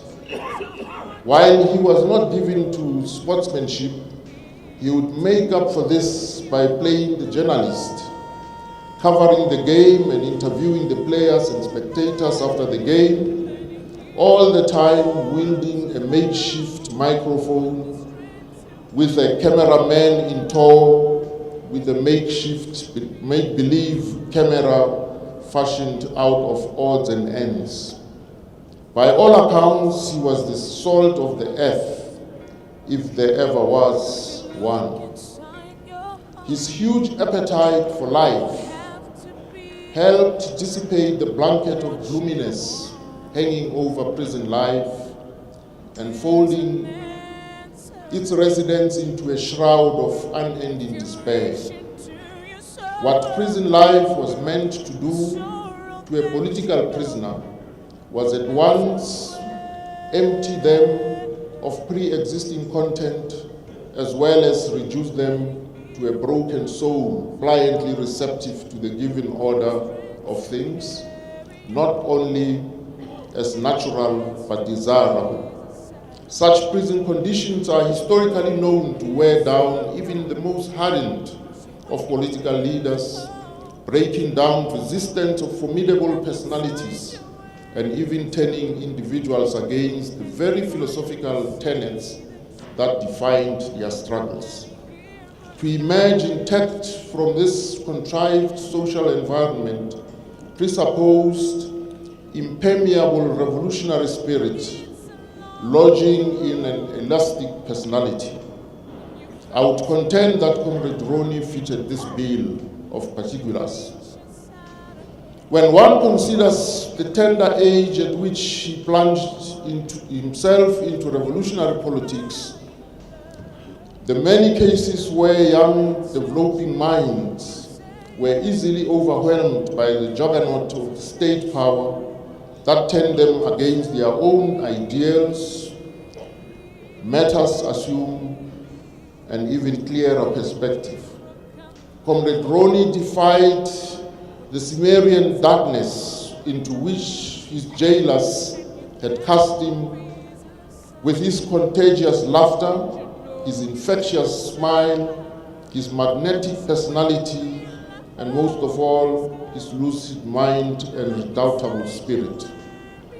In the cell that we shared, I ended up assuming the responsibility of waking him up before the morning head count, as he was a heavy sleeper, resulting from his tendency to sleep after everybody else, almost in the wee hours of the morning. His late sleeping habits resulted from his reading voracity, a culture to which most inmates had gravitated. Successful political education was predicated on a reading mind, and so, like many young comrades who came under the wing of the African National Congress, Comrade Ronnie was encouraged to devour books, the better to expand his intellectual horizons and so deepen his understanding of politics, economics, society, and history. Uplifted by the intrinsic justness of his cause, he was able to hold the line, knowing that each day that passed meant a step towards freedom from the degradation of racial oppression, economic exploitation, and political domination. His interaction with fellow comrades and immersion in political education lifted him to a higher level of consciousness to appreciate the effects of history on the creation and shaping of race and class as the dominant features of human society and the most visible attributes of human experience. Ladies and gentlemen, a string of coincidences emerged between my life and that of Comrade Ronnie Mamoepa, which drew us even closer together and sealed our friendship forever. When his sister showed up for a prison visit, she asked him to pass her regards to me, much to his surprise. On further inquiry, it turned out that his sister was friends with my cousin sister from Mamelodi. As if that was not enough, he discovered over time, through our conversations, that I used to play for a soccer team called Spar Sporting Club in Atteridgeville, which was managed by Rusabat Mbele, Uncle Bart, whose father, Horatio Isaiah Budwana Mbele, was the ANC's second Secretary General and a bosom friend of Solomon Chekiso Plaki, another ANC luminary and first Secretary General, who had married Horatio Mbele's sister, Mary Elizabeth. It also turned out that Uncle Bart had been a fellow student at St. Peter's College with Oliver Tambo. And to cap it all, for lack of parking space, the 15-seater team bus of our team, Spar Sporting Club, used Ronnie's home for safe parking for a spell of time. And Ronnie himself, as a youngster, used to give this bus some wash down. It was clear that a colorful history of the ANC was deeply rooted in Comrade Ronnie's childhood, social environments. It was equally clear that there were social connections between us that went deep into our history. Not surprisingly, these intimately connected threads wove together a canvas of wider personal historical meaning against which our comradeship was recast into palpable particularity. Against this background, I myself cannot even imagine my political biography without the figure of Ronnie Mamoepa impinging on my historical memory. My past would be incomplete without this connective thread that makes Comrade Ronnie a very special part of me. Ladies and gentlemen, from the viewpoint of our movement, the African National Congress, the passing of Comrade Ronnie is yet another sad chapter in our unfolding history. It is a pain for us, older generation, to be gathered here to bury Comrade Ronnie, when in fact, we had expected that he would be the one to bury us. It is true that the indeterminacy of the human condition precludes logical consistency in how life works out. Be that as it may, it is also true that in the eternal smallness of our minds, we humans expect the young to bury the old after the fashion of some mechanistic chronology. We conceive of human existence as regularized along those lines. And so we had expected that Comrade Ronnie and those of his generation and those after them would continue taking up the cudgels as we strive for the vision of a united, democratic, non-racial, non-sexist, just and democratic society. This is a generation of young men and women whom one could be forgiven for saying were born into the African National Congress. Their lives, indeed their biographies, are political from the beginning to the end. One would be hard put thinking about the lives they led outside the context of revolutionary politics. Before I conclude, let me steal this moment to make an instructive point about our responsibility to the historical memory of the struggle. The struggle was not just an abstraction. It was a historical project with a concrete political agenda pursued by human beings. It was grounded in human reality. It is notable that individuals write their own history through their conscious actions and the choices they make in their daily existence.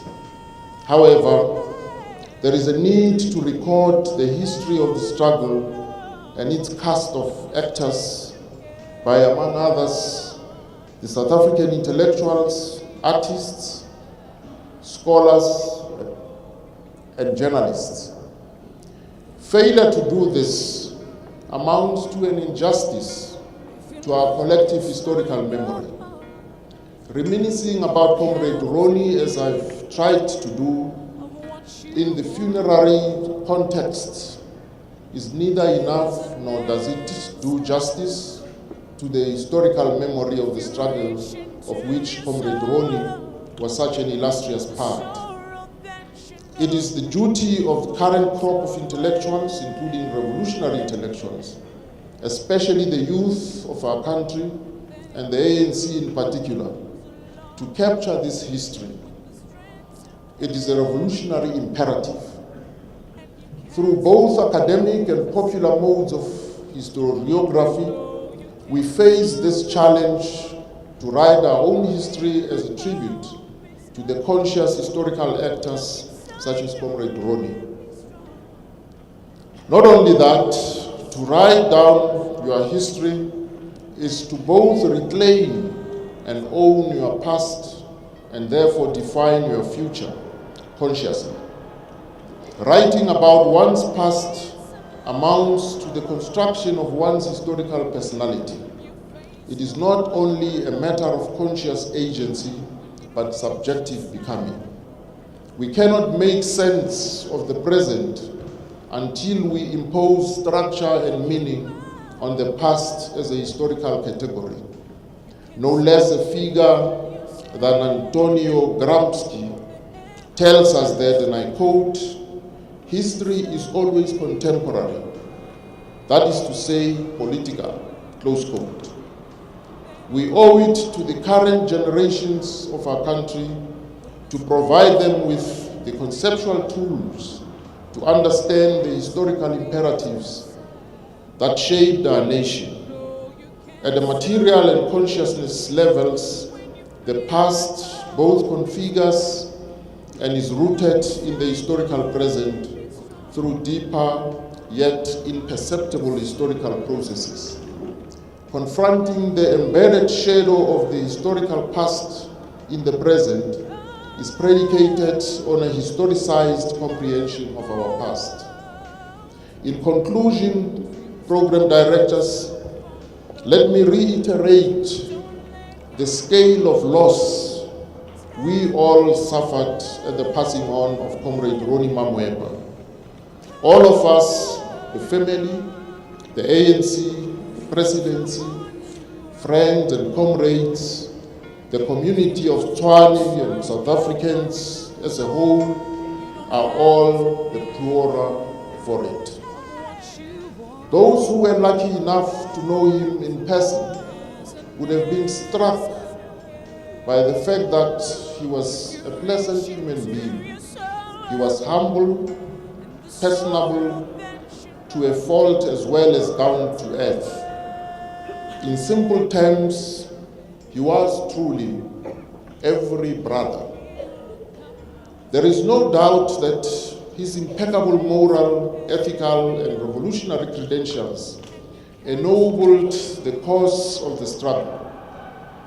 He was a model youth leader, fiercely independent of mind, and thus possessed uncontaminated and incorruptible individuality, even within the context of the organizational collective that molded him. Precisely because Comrade Ronnie had a clean political record and self-effacing manner, too happy to let others shine and averse to political office at the time when he could have simply breezed into one, I cannot help thinking of these stirring words of the poet, which may or may not have a twist of irony. And I quote, "He was found by the Bureau of Statistics to be one against whom there was no official complaint, and all the reports on his conduct agree that, in the modern sense of the old-fashioned word, he was a saint. For in everything he did, he served the greater community. Except for the war, till the day he retired, he worked in a factory and never got fired." And the poet continues in the last sentence of the last stanza, quote, "Had anything been wrong, we should have certainly heard," close quote. Indeed, in this day and age, had anything been wrong with the conduct of Comrade Ronnie Mamoepa, we would have heard. We would have read all about it.